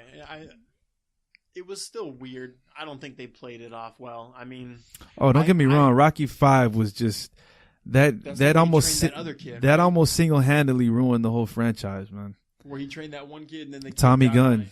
Tommy Morrison, and then he got all ballsy and shit. But you know what was dope though? That fight they had in the street. Yeah, where Rocky just laid him out in like 6 seconds. It was totally Leonardo going, fuck you, Splinter. And Splinter's just like, look, just because I'm not as strong as you doesn't mean I'm not going to whoop your ass. Just back up. Yeah, you knocked him down. Why don't you try knocking me down now, you know? Oh, my I dude. remember that one. When they were in the bar and then they went out to the street. That was a good one. That was fucking awesome. Dude, I've had a killer time discussing all this fucking life-changing information with you, you know, supporting your book. I like what you got going on here, dude. You're smart as hell. That's why I wanted you on this podcast. You seem to, like, all this conversation we had, none of it was, like, pre-dialogued. I sent him, like, the questions I wanted to ask him ahead of time, but he doesn't have, like, a list of notes. He's just speaks fluidly, knows what he wants. It's very inspiring to me. I hope everyone else is kind of getting this. Hope you're getting the comedy, too. I think it's very entertaining. We're definitely gonna, Mike's, you got to share this on your social media, dude.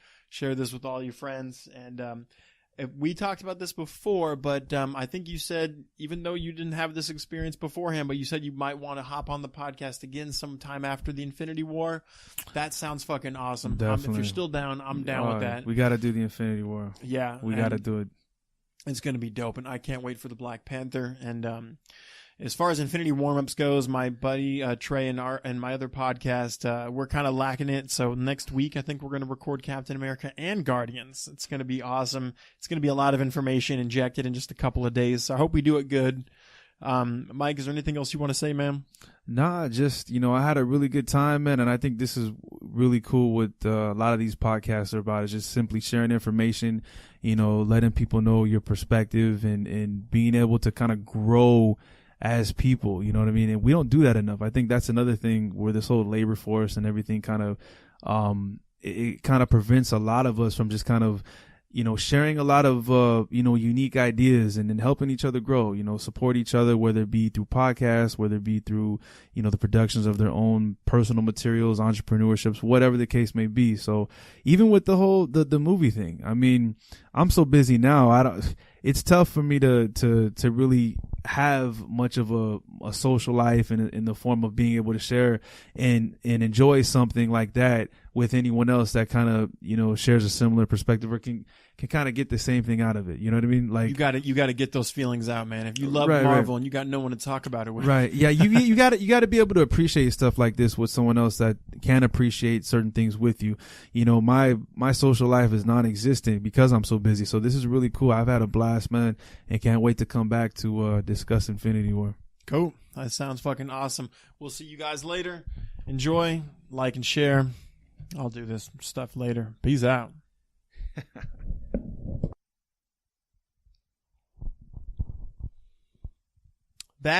There goes that.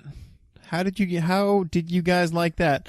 Let me know in the comments. Go ahead and subscribe. We have Is It Just Me podcast. I am on iTunes. I also have Infinity Warm-Ups podcast, also on iTunes. That's starring me and my friend Trey. We should be releasing another one in just about a week or so. You can find me on Twitter, Facebook. You can search Brill-O-Vision or Jabril or Brill. I tell you what, look at me. Find me on YouTube. I'm making videos up there of me being goofy, playing video games and stuff like that. Trying to act like I know what's going on with the Bitcoin world or the crypto coin world, whatever. But I hope you guys like that. Thank you and have an incredible night.